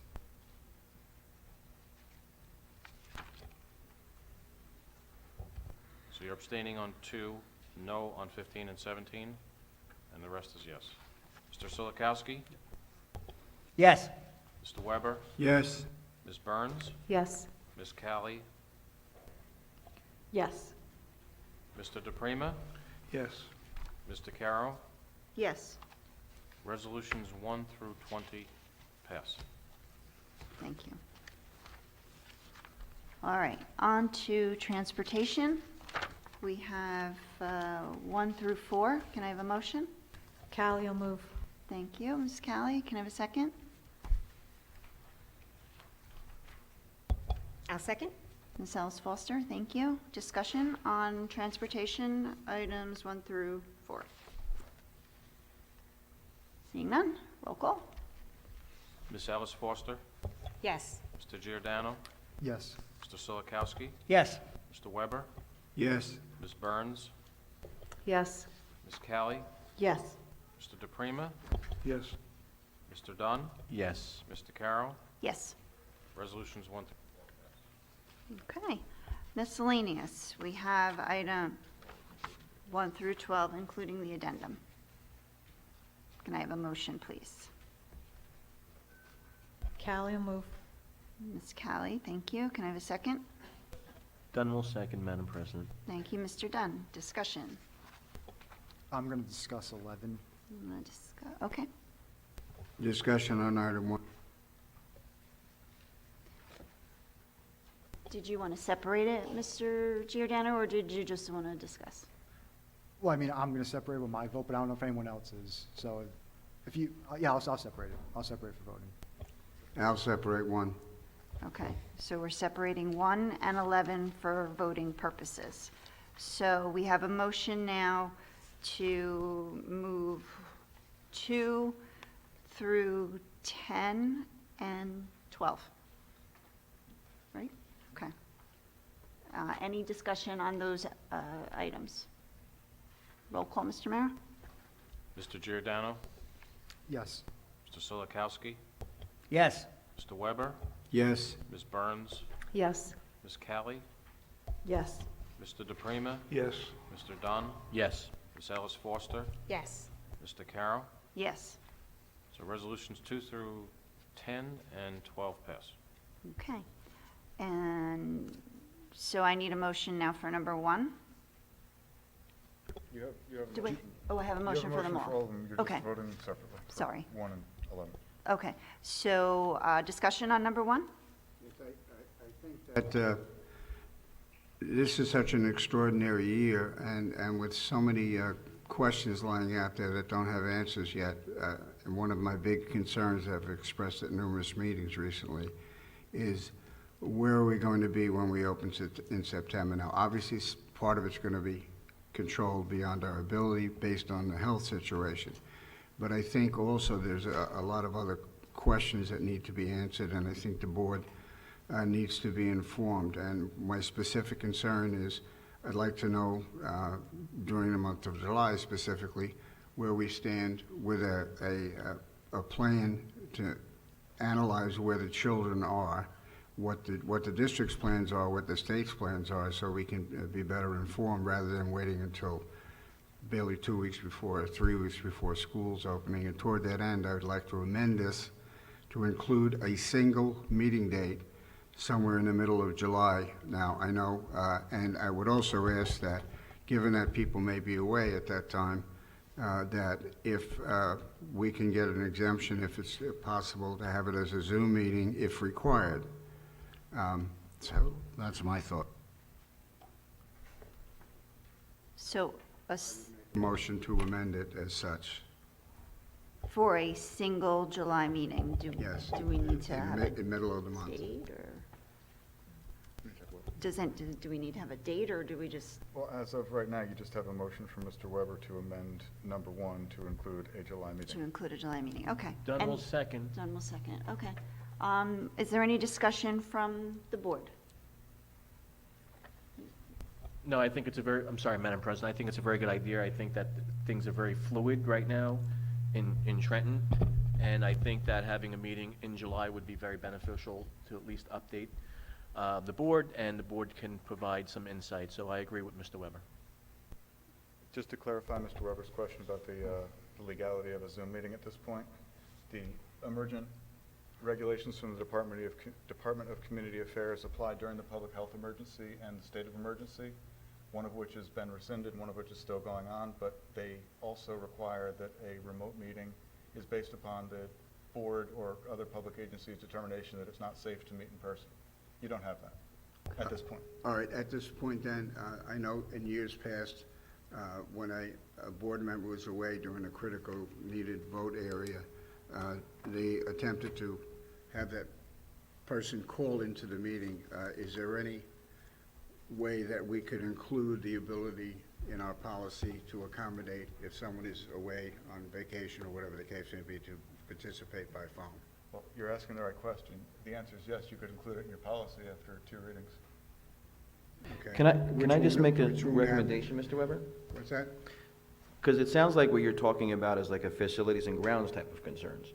I'm sorry, say It again? sounds like what your concern is like a facilities and grounds type of concerns of how the schools are going to be open for the students. I'd also like to get an update as to what is the state doing? For example, we know that the test that they canceled for this past May was obviously prepared. I believe it was prepared by the state, and it remains reproducible. So if they wanted to give that test in their infinite wisdom. They're giving it in the fall. They're giving a return test in the Yeah, fall. but But then again, we've heard that there's going to be testing in September. Whose test is it going to be, where is it going to come from, and how are you going to compare it to what? My recommendation is only just to do a committee meeting, which one of you could chair, and then you could put that all, wrap it up all into a committee meeting. And have it open to the public, and everybody who wants to attend can attend. And it's more of a working type of meeting where you get the more information flushed out and. Just a point of clarification, Mr. Parton, if we were to do it more of a committee or an information session, would that allow the ability to Zoom versus a board meeting? Yes, because although you might have a quorum and you might have to sunshine it, there would not be any board action, there would not be a board action agenda. So yes, then both people in the public who might be away or otherwise having a hard time getting to someplace in July, as most people do, or board members themselves could attend by Zoom if it's a committee meeting. Does that meet what you're trying to do, Mr. Weber? So that way we don't have to worry about conflicts, and we could have board members Zoom in if they're, not in the area, and still get all the questions, and maybe board members can submit to Mr. Cittadino what are the specific things we want to make sure we cover, so that, all the topics, and we could put an agenda, if it's a committee, we could put an agenda out beforehand so the public is aware, and then does that suffice by, getting information out to the public, getting questions answered, as well as allowing people to And you attend can Zoom? combine the two. You can combine buildings, grounds, and curriculum if you wanted to into one meeting, and that would cover all your topics. That's what I was going to ask, if we could do that, yeah. Well, I think this should be an ad hoc committee because the specific purpose that I was interested in it or recommending it is what is going to take place now if children are not going to get tested by a state test until May. They will have had 3 consecutive tests that were not submitted to them. And we've also read, I think, in the plan that there was this was a fairly big concern from the staff side and a parental side, that they wanted a valid assessment, not necessarily something done here, something that's more universally recognized. And that's what I would think we need to have the meeting for, and focusing on that, not making this a grand committee meeting for issues that are mundane and can be handled in the August meeting. So, You can control the issues that you're going to address by crafting the committee agenda, whatever committee it happens to be. It sounds like it might fall more under a curriculum, because, right? If it's testing, it's curriculum. Right, and we can make that just a specific item. It could be a curriculum meeting, and we can have that, the agenda will be specific to testing. Would that be?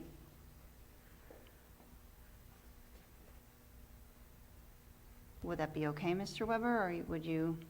well, it's whatever the board's will is. Mr. Sulikowski, are you the curriculum chair? Yes, okay.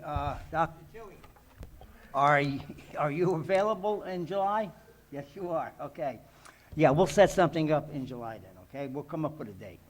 And we'll call it curriculum, yes. should any of the curriculum committee not be available, I'm happy to substitute for them. And the way you do your curriculum meetings, it would probably be sunshined and open to the public and additional board members anyway. And it would be accessible via Zoom because there's no action. That's great. So, Mr. Weber, you wish to withdraw your? Yes, I'll withdraw that, and I'd like to entertain a motion that we memorialize what we just said here, if that's possible. Everybody in agreement with what was said about having a curriculum meeting in July? Yes. Agreed, the minutes will so reflect. Okay, so Dr. Tui will talk. Dr. Tui will talk at the curriculum meeting. Yeah, okay. Not right now. Okay, roll call for item number 1. Mr. Giordano? Yes. Mr. Silikowski? Yes. Mr. Weber? Yes? Ms. Burns? Yes. Ms. Callie? Yes. Mr. DePrima? Yes. Mr. Dunn? Yes. Ms. Ellis Foster? Yes. Mr. Carroll? Yes. Resolution 1 passes as is. Okay, and, Discussion on number 11. okay, so now we have discussion on number 11. Yes. I do not like approving any items that are too liquid and can change based on the mood of the governor. So I will not be voting yes or no for this. I have a question on number 11 as well. Mr. Cittadino, this is the plan that was filed on the 24th of June, correct? Correct. And you mentioned a number of $6 million. I think that is the whole amount for the state, not for just our district. Is that correct? No, the correct amount for the Old Bridge School District is 6.8 million, the ESSER 3 money. All right, so given that we are one of the larger districts, but with 575, and between that and 600, it's got to be a colossal amount of money for the whole state. And if some reason we agree to this and we do not, I mean, is this the total amount of money that's available, presuming that all of these things that it requires need to be done? Or is it broken down in terms of money that you get this, if you do A, you get the money for A? If B, it doesn't have to happen, you don't get the money? Do we know? We could have Jim come up and speak to it. He's been working on a lot of the grant, but from my understanding of it is that this is a step you must adhere to and comply to, and to get to the next part where the finance would come in over the 2 years, and there's a carryover year for year 3. But, you know, no one in Trenton's going to say to you, you know, if we disagree with your plan, that you're not going to get this. This is just, you know, this is compliance in getting these $6.8 million. You need to do this plan and update it every 60 days, but it's a fluid plan because, like we saw between Thursday and Monday, a lot of the proportions of the plan are reliant upon the governor's actions and adhering to those actions. All right, and does the plan, for the public who may not have read it, does it spell out every single item that is going to be required to get this money? That's not inside this plan. This is just a safe return plan with headers that was provided by the state in their template that you must comply and give a response to. Now, obviously, that'll become more detailed as we get forward. There's one section in there which was important to families and important to staff, which talked about, you know, air scrubbing and better ventilation.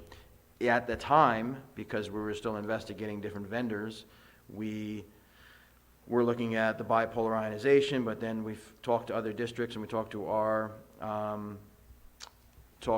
architect, and just there's still not enough data conclusively to say that, and a lot of the information and the devices that are coming were one time very expensive to get, that they didn't make really for schools to put in a classroom. This type of device you're seeing here would be in at Duke University in a laboratory where they're investigating, you know, viruses. Now, they're not going to make something like that for every classroom, but now they've microsized and brought them down and made this available. So now in my next reedification of the plan, now that you've approved it as a board, this will go in as an item to bring better air quality to the Old Bridge School District classrooms.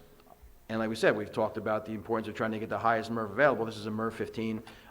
During new business, I'll take it out and show it to you. You know, it's not something you can retrofit and put into a regular classroom filtration device, air mover, because it's bigger than it's thicker than a Oxford Dictionary. So that's the kind of things we'll change in the fluidity of it. Obviously, the governor's announcement on Monday will change it. New information about things we can do, we'll change it, and by the August date, you know, we'll have a more concrete, you know, provided that nothing else changes out of Trenton. Is there a statutory obligation from the state for the board to approve this, and what is the deadline for that? I know you submitted in time to get it submitted, but is there a statutory asking this of the attorney? No statutes speak to this. All right, This because is all administrative guidelines. Right. I'm reluctant to approve any plan with as little detail as this from the financial enslavement that we're going to be captured to. I personally would rather have more information before I voted, and I would make a motion to table it.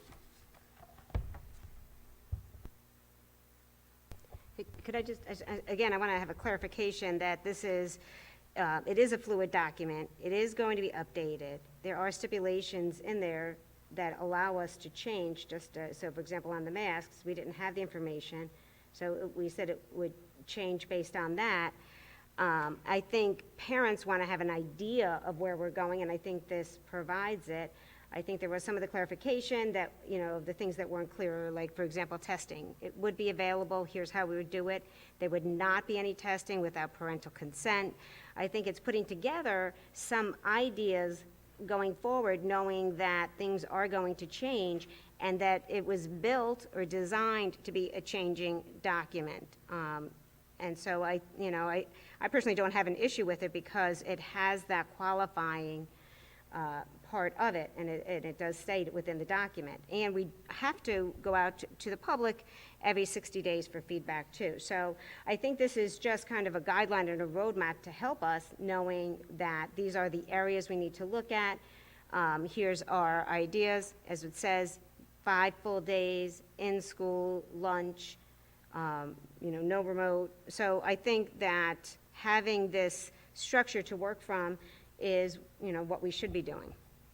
So I personally don't see the issue. In my opinion, we are both speculating on what the plan's going to do, and I'm not going to vote on speculation. Mr. Weber, do you have a motion to table? Yes, I have a motion to table. Yes, for a second, if there is one. All right, Mimic. Okay, do we have a second? I'll second it. Mr. Solikowski. Okay, Discussion on the motion to table. okay. Discussion Parton? on the motion to table. Before we may vote on Mr. Weber's motion, is there any issue with postponing the submittal or the approval, or what is the ramifications if we do not approve this tonight? To my understanding, and Dr. Tu and Mr. Cittadino, correct me if I'm wrong, the ramifications are not legal, they are purely financial and significant. So is there a time frame that this has to be submitted for, or is there? There was. There is. There was. There was, In and your it's been packet. submitted. Yeah. So then us voting tonight does what? Just acknowledges the fact that we submitted, or Yes. does it have any kind of authority or credence? It has authority and credence in that you are the board, and if you were to vote if you were to vote to table it, in theory, Dr. Tui and Mr. Cittadino could then rescind the submission of the document with the state, and then you would not have submitted it in a timely manner. That would be the effect of a motion to table it if the board chooses to do that. The administration has the ability to amend this document before it goes into effect for the new school year, correct?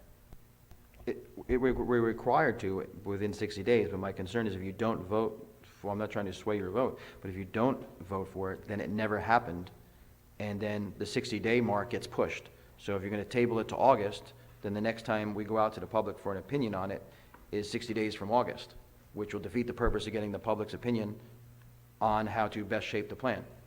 So if things have to be revised, we have the ability to do so that we have a consistent plan that the public is in support of. It's right in the motion, that with ongoing revisions every 60 days.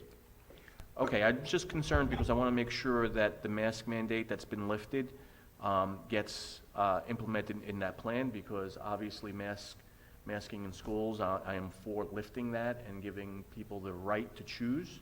So as long as this plan can be amended before the start of the school year, then you'll have my support, Mr. Cittadino. And I remind the board that we do have a meeting date in mid-July if action needed to be taken. So it would be, would have to be advertised differently, Mr. Parton? Yeah, if you're going to meet in July, we would specially Right. advertise. And again, I just can't vote on speculation without having more information. Can I ask a question? Yes. So it says changes can be made. Are those changes from the government, or is that from input from our public? It's based upon both parts. So if, like what happened Monday, would require us to change it, because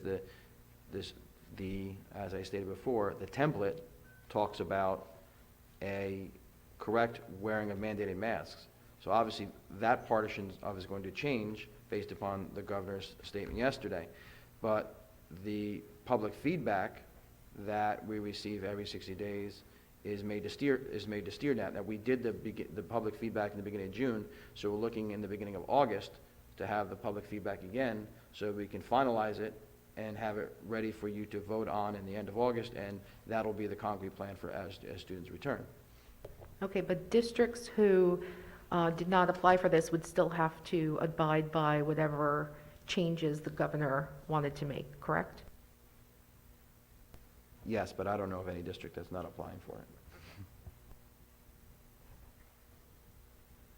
Okay, so any other discussion on tabling? Wait, I apologize. Mr. Parton, if we don't vote for this tonight, then we considered late in submitting it, and that has financial ramifications or jeopardizes that money. Yes. So we're jeopardizing getting that, how much money? $6.8 million. So we're jeopardizing getting $6.8 million by not approving the submission of this plan that is a fluid plan and is subject to change every 60 days. Is that correct? Yeah. Thank you. Okay. To have no discussion, but we're way beyond. We were discussing the motion to table, and so, yeah. But yes, you are up to, if there's no Okay. more discussion, you're up to a vote on it. Yes. Okay, so right now, roll call, Mr. Mara, on tabling number 11. Mr. Giordano? This is to table item number 11. No. Mr. Silikowski? Pass. Mr. Weber? Yes. Ms. Burns? Just to clarify, we're voting on tabling it, which means that we're, A yes vote tables it, a no vote does not table it. okay, no. Ms. Callie? No. Mr. DePrima? No. Mr. Dunn? No. Ms. Ellis Foster? No. Mr. Carroll? No. The noes are 7. Oh, I'm sorry, Mr. Silikowski? Oh, he voted, No, he pass? passed. You pass? I passed, yes. You staying with the pass? Yes. So the noes are 7. The motion to table fails. Okay, so now, do we still have the motion on the floor to vote? Okay. Have we had the discussion on? Okay, so roll call for moving number 11. Mr. Giordano? Abstain. Mr. Silikowski? No. Mr. Weber? No. Ms. Burns? Yes. Ms. Callie? Yes. Mr. DePrima? Yes. Mr. Dunn? Yes. Ms. Ellis Foster? Yes. Mr. Carroll? Yes. Resolution 7 passes. 11. Resolution 11 passes, I'm sorry. It's a long night. Okay. Board, that's me, I'm doing that.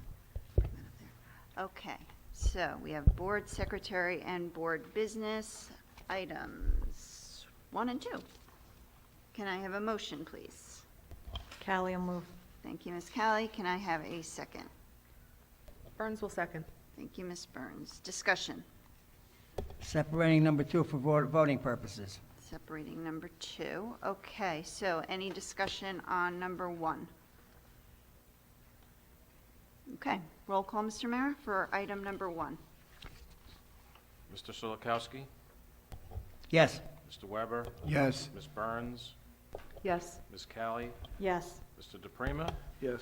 Mr. Dunn? Yes. Ms. Ellis Foster? Yes. Mr. Giordano? Yes. Mr. Carroll? Yes. Resolution 1.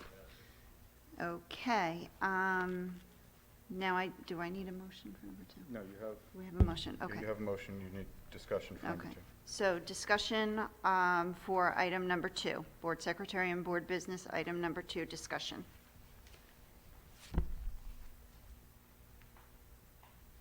Dunn. Mr. Giordano, go ahead. Oh, no, I thought Mr. Solakowski was going to start.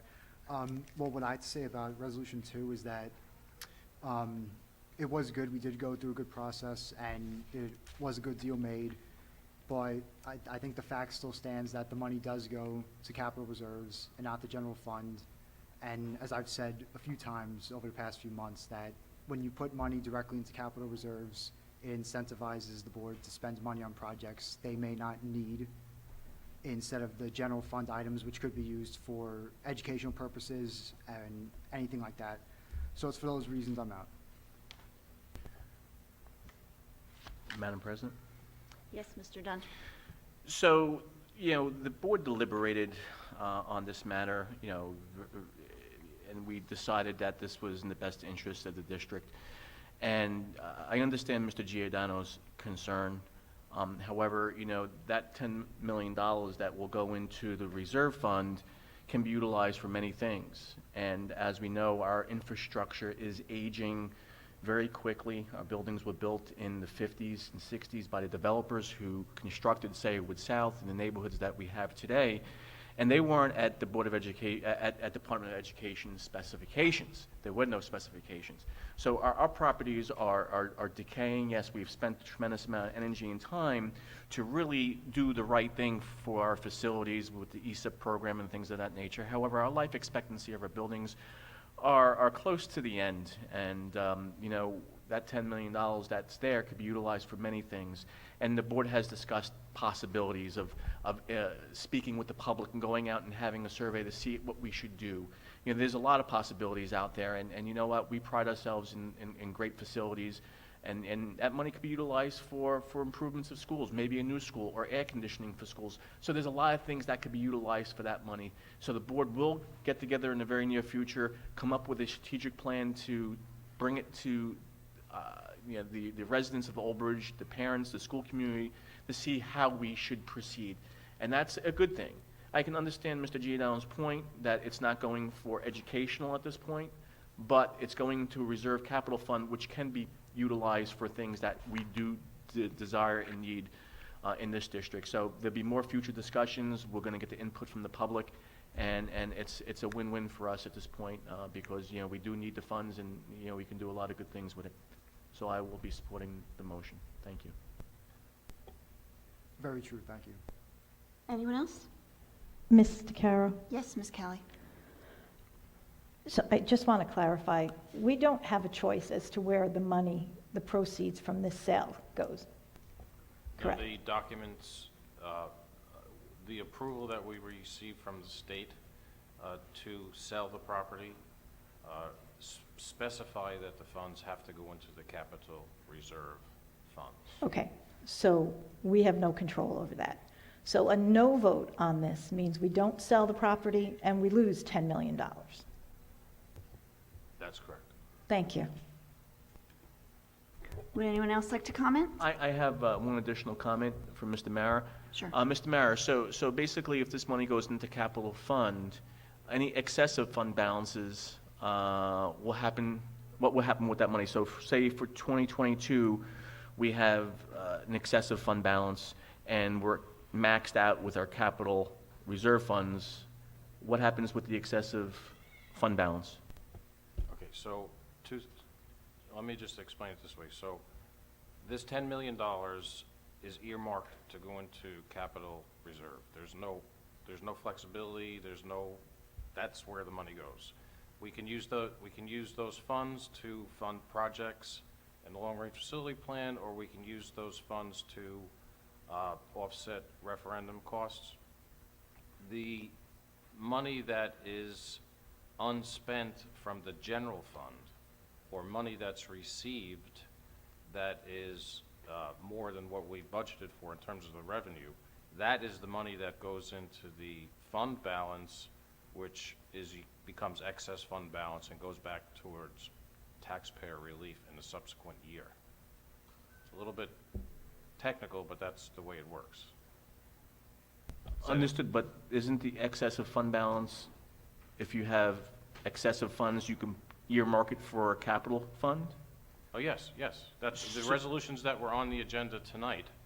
the three resolutions for capital reserve, maintenance reserve, and emergency reserve, that is when we get the authorization from the board to move money, to move excess funds from the general fund into one of those reserve accounts. We do that each year in June. Is there a cap that we can have in our capital reserve funds? That's a good question, but I don't know what the answer is offhand, but we're not anywhere near it. Understood. So very good. Thank you, Mr. Mayor. Mr. Mara, has this property ever been examined for potential school use to accommodate a new building, for example? We have evaluated no.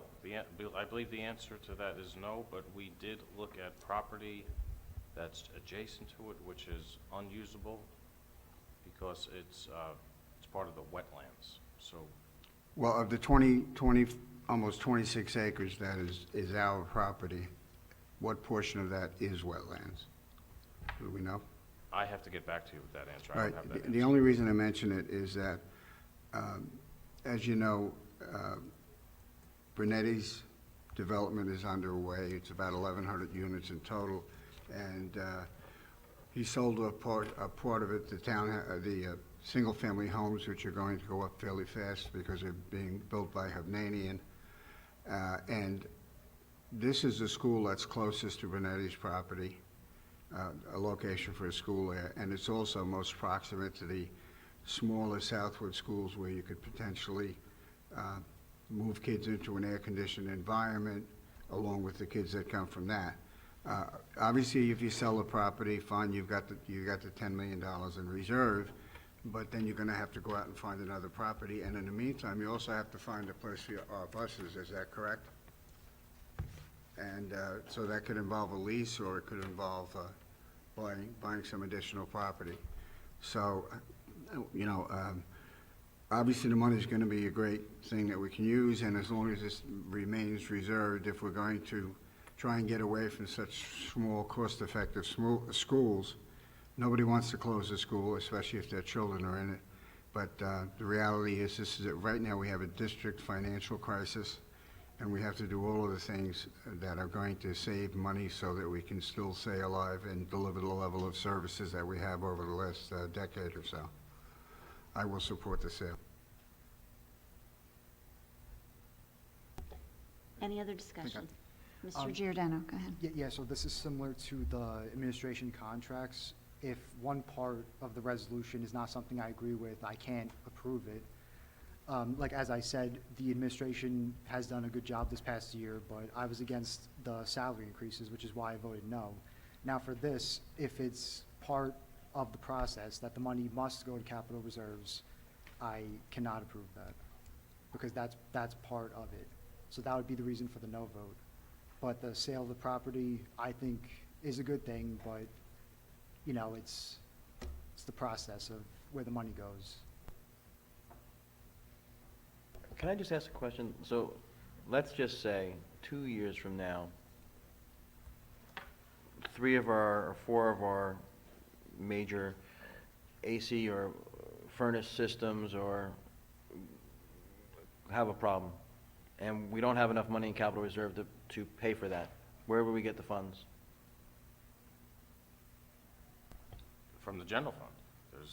There's only 3 sources. There's capital reserve, source of funds, there's maintenance reserve, source of funds, and then there's the general fund.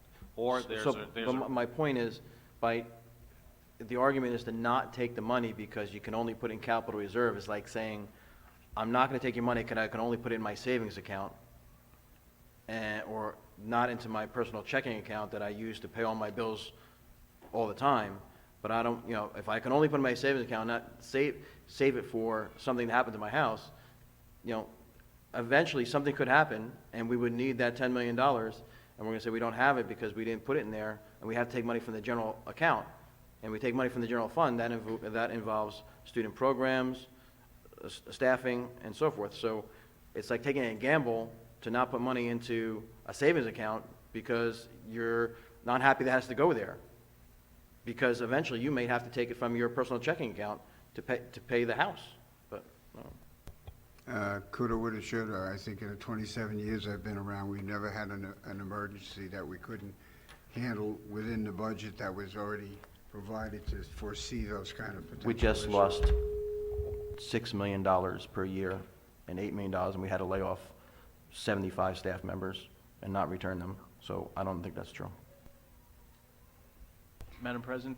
Yes, Mr. Dunn. Before we vote, I just want to sincerely thank Mr. Parton for his energy and for his dedication and his legal wisdom putting this deal together. There was a lot of pitfalls, there were a lot of negotiations, and I think that with his professionalism and his abilities, he was able to be the architect of this deal, and I want to sincerely thank him because it was definitely a good deal for this district, and his input was very vital to make this happen.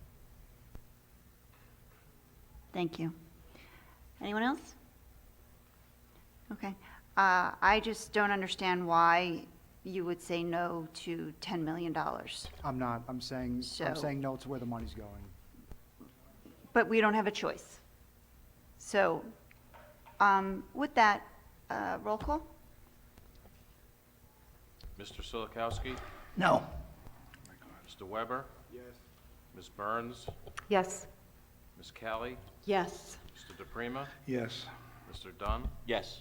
Ms. Ellis Foster? Yes. Mr. Giordano? No. Mr. Carroll? Yes. The yeses, the resolution 2 passes.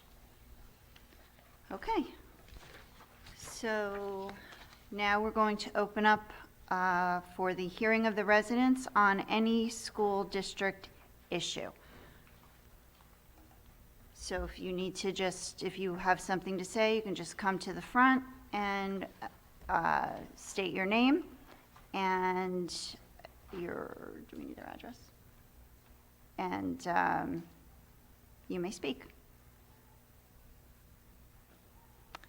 Okay?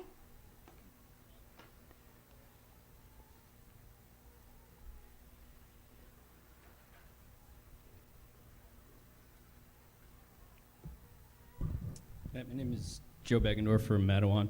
I had a couple of questions that were already answered, mainly regarding the masks and testing. And obviously, your recommendation is not to do masks going into the fall, which I obviously think is the best decision for the children. And then testing, my question was, based on Governor Murphy's announcement yesterday, one of the things in there was talking about screening testing and that a lot of the Board of Ed should have a mechanism to do random screening testing, even if there's no symptoms or anything within the students. I just wanted to clarify what the board's position is on that. And also within that announcement yesterday was regarding vaccinations and the Department of Health's recommendation that boards of eds should have a not forced vaccination policy, but to have a process where they can just start vaccinating students. I don't know if that's with or without consent of the parents. I would imagine it's with consent. I just didn't know what the board's position is on that aspect also. My last question was, Mr. Cittadino, one of the things that you said is you want to get to in the fall have more of a sense of normalcy. I know we were talking about masks and having the children not wear masks. Does that also include, in your term of sense of normalcy, regular recess, social distancing, having the kids go to the cafeteria for lunch, really having a normal day like, they were typically used to? So those are my questions. Thank you. Thank you, Mr. Berger. Mr. Cittadino will respond after, if there's anybody else first. Okay, so seeing no one else, I'm going to close the hearing of the residents portion, and Mr. Cittadino, if you... So, the first item, I think Gabriel got the point. I recommend, and just like I recommended to the superintendents in their letter, that we start this year without masks. We've done a lot of good work. I think a lot of districts have, and, getting to the point where who wants to be vaccinated is vaccinated. You get to a point where 67%, they say 70% is herd immunity. Regardless of that, I think there's 126 new cases yesterday in the state of New Jersey. That's very low, and that's a good place and a place that I'm happy to be. So we need to ride that wave. We don't need to make masks mandatory. If you want to wear one, it's an option. And I think there'll be a lot of people who will be wearing them. But that's their option, and if you didn't want to wear one, you don't want to wear one. If it comes to a place, like I said, where this governor, or the next governor, whoever's the governor, says that we have to step it up because of recommendations from the Department of Health, we'll see what happens when we get to that point. As far as vaccinations, it's been my position, and I share this position with the board, to make vaccinations available, not mandate them. I would never mandate outside of what the laws state, because right now there are some vaccinations that are required for students to attend school. COVID vaccinations, flu vaccinations are not one of them.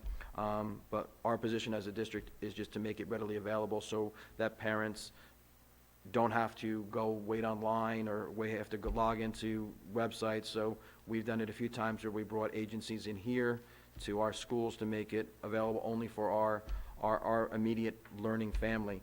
The same thing with testing. So when we're given opportunities to give greater advantage to our families, that's the advantage that I look for. So looking at the application, there was the application for the Abbott type testing in our schools, and that may not be the best way to go. So I also reached out to Synergy, which did the testing on site in partnership with the township, and they would provide the training for our school nurses to do the saliva test. It wouldn't be a swab test. And we're not looking to, just like the state said, we're not looking to test sick students.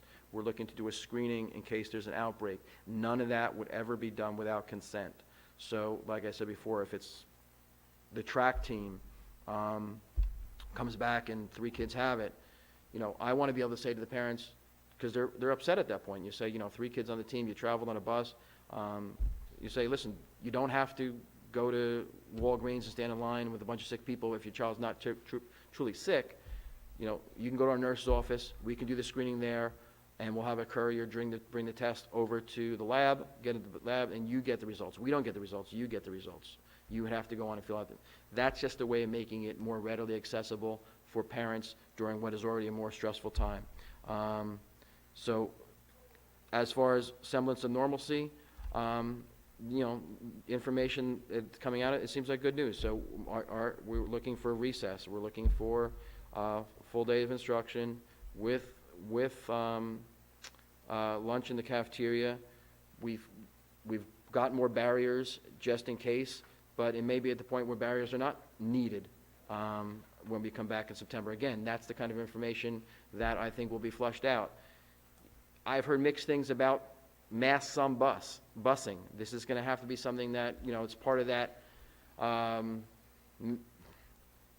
not clear communication that we receive sometimes. There was an NJ.com article that stated that the governor is still saying that masks need to be on school buses because the CDC says so. I looked for that article today and it was taken down. And I can find that nowhere in the governor's release that I was sent to me. And no mention of school buses, but the NJ.com reported it. So, again, that is more information that will become more clear, I hope, as we get through this summer, and we'll have a concrete plan for you. But my semblance of normalcy is September 2019. That's what I want schools to look like.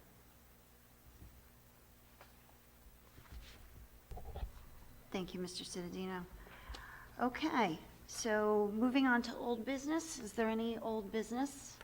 Yeah, this probably should have been on old business a long time ago. For those who don't know, the NJSIAA is the state regulatory body that governs school sports. Correct, Mr. Parton? Yes. Now, I've researched recently, because it unfortunately never dawned on me to ask the question before. They do releases by what they call a season. So, for example, we're in the right now we're in the spring season, which includes lacrosse, golf, tennis, baseball, softball, track, volleyball. Generally, not real contact sports. Obviously, you can have it in baseball. You can have it in volleyball as well, and softball. Tennis, generally, you're not going to have an issue. So NJSIA sent out a notice on March 17th, and I assume it went to all districts, including our own. And the first line reads, "This document provides specific guidelines for participation in high school sports for the 2021 spring season, All students participating in full-day or part-time remote learning are permitted to participate in NJSIAA athletes if the school district permits. Now, I don't know that the board, I assume that the authority on this to make the decision was still based on Governor Murphy putting the administration to supplant the board and participating in any discussion. And I don't know, Chris, if you can confirm that or not? Yes, you're right. All right. But the fact of the matter is, at the end of the day, all of the athletes in the state of New Jersey were allowed to participate and in contact sports, football, basketball, volleyball, all of those things where bodies are crashing into one another, and allowed not to wear face masks if they either had a health problem or if, because of the exertion of the sport they were playing, would be an issue.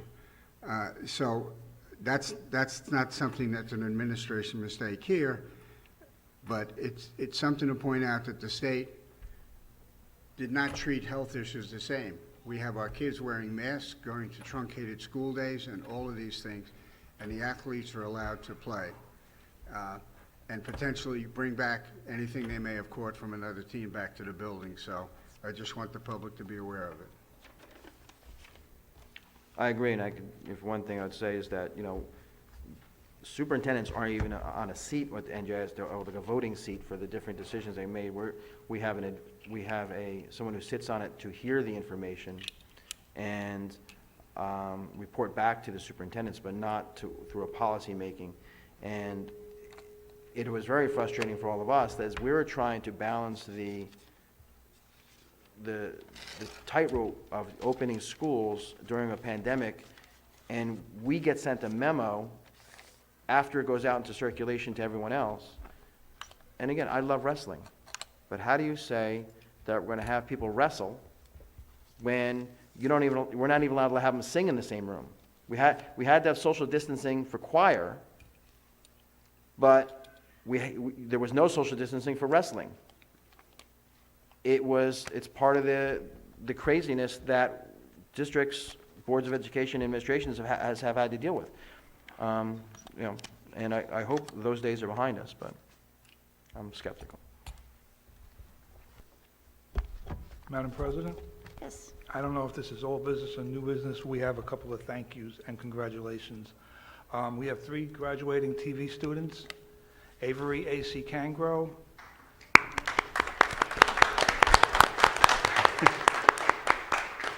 Ryan Derstowitz, and Maya Nikitas. Programs like this is one of the things that set us aside from other districts. I mean, not everybody wants to be a doctor or a lawyer.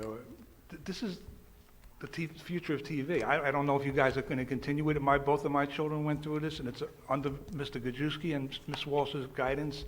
It's a wonderful program. I mean, they put up with us every month, and I wish you guys the best of luck, and I just want to say thank you. Great job.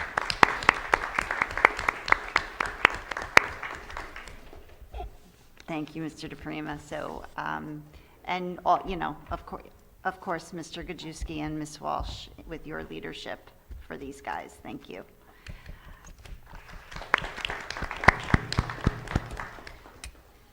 So I just think that brings us to new business, unless anyone had any further old business?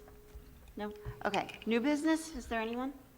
One thing I want to do, provide under new business, I'm just going to kind of, now that we've already voted on it, take apart this device over here to show you what the insides look like, and the public can take a look at it too. And so, I'm wondering what that is. So this is the device that you voted on tonight. It is a UV mic scrubber, but also any air particles also travels through 2 filters. It travels through a standard HVAC filter that you look like you put in your house, and a MERV 15 filter. There's always concerns about UV lights, so as soon as you take the lid off it, it automatically turns off the light. So you can't have the light on with the door off, so no one could look into the UV light.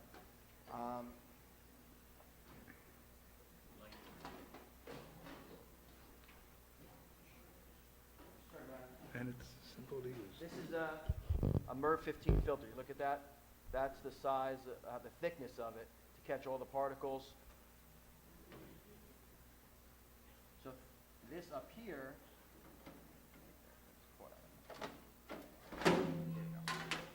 this is your typical air conditioning filter that you have at home. It's actually a little thicker than most air conditioning HVAC filters. This is what you normally have. This one, I don't want to break it, so will catch all particles, air particles. Usually you'd count on something like this with a COVID type of looking to catch something like this, because the COVID particles are very small, but they can attach themselves to water molecules that will be caught by something like this and then destroyed by the UV rays. In this situation, you're passing it through a MERV 15, hitting the UV rays, and then passing through this before it even comes out into the air. It'll circulate all the air in the room multiple times while the student's in the same classroom. So we're very excited about this. We're excited about that they've made this kind of ingenuity available to school districts at a cost that, as you saw tonight, we can afford through the ESSER 2 grant. Thank you.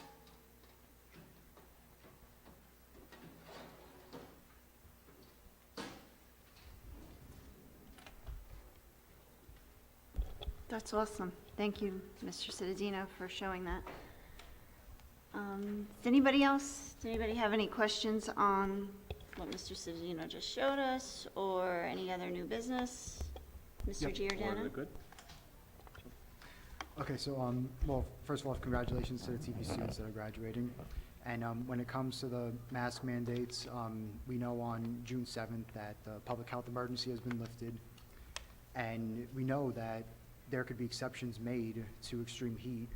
So the average person would come to the conclusion that if exceptions could be made for heat, then would they really be necessary day to day? And now, just yesterday, the governor said that masking by students will not be mandatory in school buildings unless our district decides to require it as part of its own protocols. So I hope that we can pass that either at the July meeting or the August meeting. And lastly, enjoy your Independence Day and don't have too much fun. Okay. Madam thank you. President? Yes, Mr. Dunn. I just want to take this time to thank the entire staff of the Old Bridge Public Schools for a miraculous and unbelievable, their unbelievable dedication during the last 17 months. As we know, we've gone through a real difficult time in our history, and I think the school district did rise to the occasion and did what was in the best interest of the children. I know that there is some disagreement there based upon the guidelines that were set forth by government, and obviously the government dictates to us what we need to follow, and we really have no recourse. With that said, I just want to sincerely thank everyone who participated to make life a little bit more bearable during the last 17 months, and our children have learned, even though it was mostly virtually. I can tell you, my son is a junior at Old Bridge High School, and he learned. He's in the top third of his class. He did really, really well, and he did it all virtually. He decided not to go back this year because of the decision that he decided to make as an individual. And I'm very proud of him, and I'm very proud of our students as well, who did really well during these 17 months. However, with that said, we're closing a chapter. A chapter is closing, and since this health emergency has basically concluded, I'm looking for a new beginning come September. I'm planning, and I'm going to stress and fight for normalcy based upon the information we have today. And normalcy is just exactly what Mr. Cittadino said. Correct lunches, full-time lunches. We're going to have no masks, hopefully. And you know what? We're going to go back to a normal school year just like we were in 2019. But I just wanted to just make that known to the public that, you know what, the last year was very difficult. We battled, we argued as a board, we argued as a community, but it's behind us now. And going forward, I'm looking forward to a new school year and get back on the track of educating and having kids enjoy school. So again, thank you for all the teachers and students who endured over the last 17 months. We are closing that chapter, and September 2021 is going to be a great year. It's going to be a refreshing year, and we're going back to normal. Thank you. Thank you, Mr. Dunn. Ms. Ellis Foster? Thank you. So, I will just ditto everything Mr. Dunn said. Again, I'd like to thank the students, and, one of the things that so many in the district try to do is keep us connected over this 17 months or 19 months or 3 years. It's all a blur, a lot of it. But the nightly wrap-up crew, I think, did an outstanding job in keeping us connected, letting us know what's going on, regardless of where you were. You may or may not had me crying several times, but, that's a low bar. But it doesn't take You much. did. Thank you to all our retirees. We had so many people this year. Stellar careers, good luck. But I got to call out one person, Lori Lucci, our PR person here, who did, when she said 5,000 meetings, 500, it felt like 5,000. 5,000, 4,000 of them felt like this year. I was just going to say 5,000 just this year. But did, a fantastic job always being here with us. So enjoy your vacation and your retirement and your grandbabies. Good luck, Scott. We're happy to have you take over. Thank you, everyone. I see our high school staff here. Mr. Bill, congratulations. Thank you guys for trying to keep everyone connected. The wonderful things that were done. I'm not crying. I'm not. So thank you, everyone. Please get well-deserved vacation, except of those of you who are back next week for our extended summer program. Thank you for your dedication, because you know what? You all deserve a summer off, but you're coming back and you're helping the students. So thanks so much, and have a great 4th. Mrs. DeCarroll? Yes, Mr. Weber. For all those employees who have put in their retirement effective tomorrow, tomorrow's your last day as an official employee. Enjoy the rest of your lives. Thank you. Mrs. DeCarroll? Yes, Mrs. Caroline. I'd like to make a motion that Mrs. Ellis Foster goes last. Yeah. Because she pretty much says it all. However, I know there's not a lot of people left in the audience, and we've listened to a lot of negative this year, and it's been extremely disheartening. But I would like to give a shout out to our teachers and our administrators, our staff, and our students for getting through this year. You've all done a phenomenal job, and you all deserve a round of applause.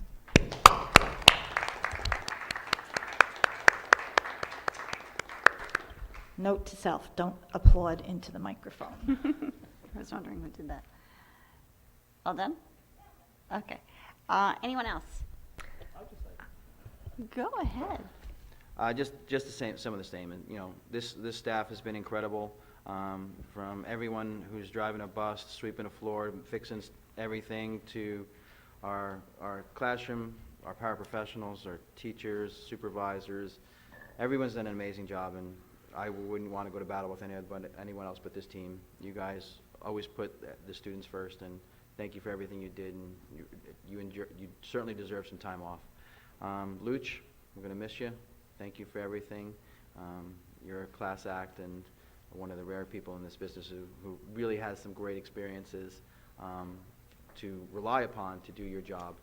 And we welcome Scott alongside. I'm going to have to come up with a good nickname for him, because, calling you the Luch every time we needed you was great. So happy retirement. Mr. Carrick, could I just add one thing? So one thing we are doing different this summer that we've never done before is that we are providing meals to all the Elbridge students over the summer. They're available to be picked up at 3 different schools. It's noted on our website, but it's something that we've never done before, and those meals will be available to every single student in the Elbridge district. There's no application that needs to be filled out. You can pick up food twice a week for meals for 7 days. Thank you. Joe, can I just ask that question? So did the state yet adopt the federal plan for meals for next year, or no? The state has adopted the federal plan through September 30th. Okay. They have not adopted the plan for next year. So just so everybody knows what I'm talking, the federal government approved free lunch, free meals for all students, all of the 2021-22 school year. The state government hasn't adopted that yet, so we're waiting for that, and obviously that would be a true game changer in schools. When we're back to talking about normalcy, it won't be normal because we won't be collecting lunch money anymore, so, and there'll be no IOUs and no, substitute sandwiches and everything for people who don't have food, so, that'll be a nice change. Yes, and it's breakfast and lunch. It's not just lunch. That's awesome.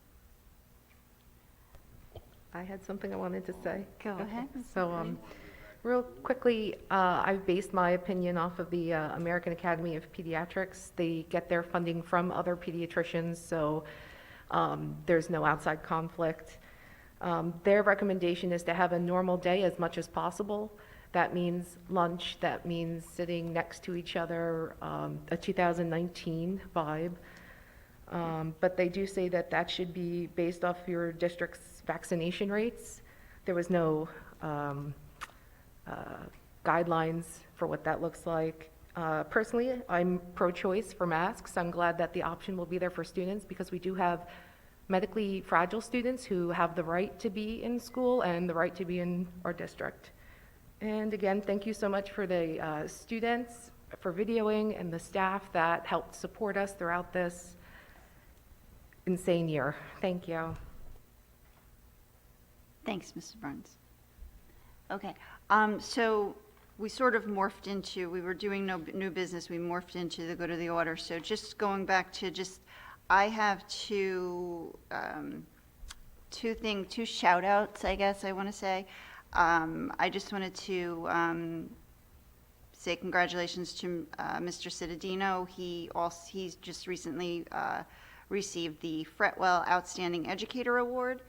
And so what that is the Outstanding Educator Award, also referred to as the Fretwell Award after Albert Fretwell, the BSA's second Chief Scout Executive and a former professor of education at Columbia University, is presented to teachers, educational support staff, and school administrator who instill Scouting values in their students. So I just wanted to say congratulations, Mr. Cittadino, on that award.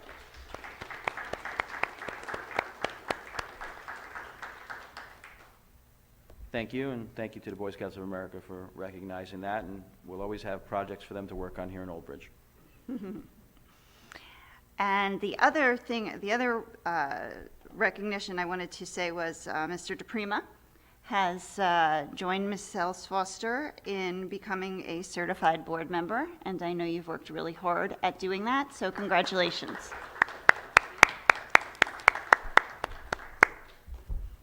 Okay, and I just want to piggyback on what Mrs. Burns had said with regards to masks. I'm all for choice. I think that it's the right way to go. We're all, hopefully we'll get to, the percentage that will get us herd immunity, but I think right now I agree with just trying to get back to as much sense of normalcy as possible, but as Mrs. Burns mentioned, we do have some medically fragile students in our district, and I just want to make sure that we are attentive to their needs as well, and I just want to make sure that they're protected. So that's it. That's all I had to say. Does anyone else have anything? We have an executive. Okay. Does anyone else have anything to say before we go into executive? No. Okay, so I need a motion to go into executive session. For negotiations, personnel, and attorney-client privilege. Okay, and we will not be back. We will not be back. Can I have a motion, please? Mr. Weber? Second? Callie. Callie? All in favor? Yes. Aye. Opposed? Abstentions? We're going into executive session at 10:09. Okay, thank you.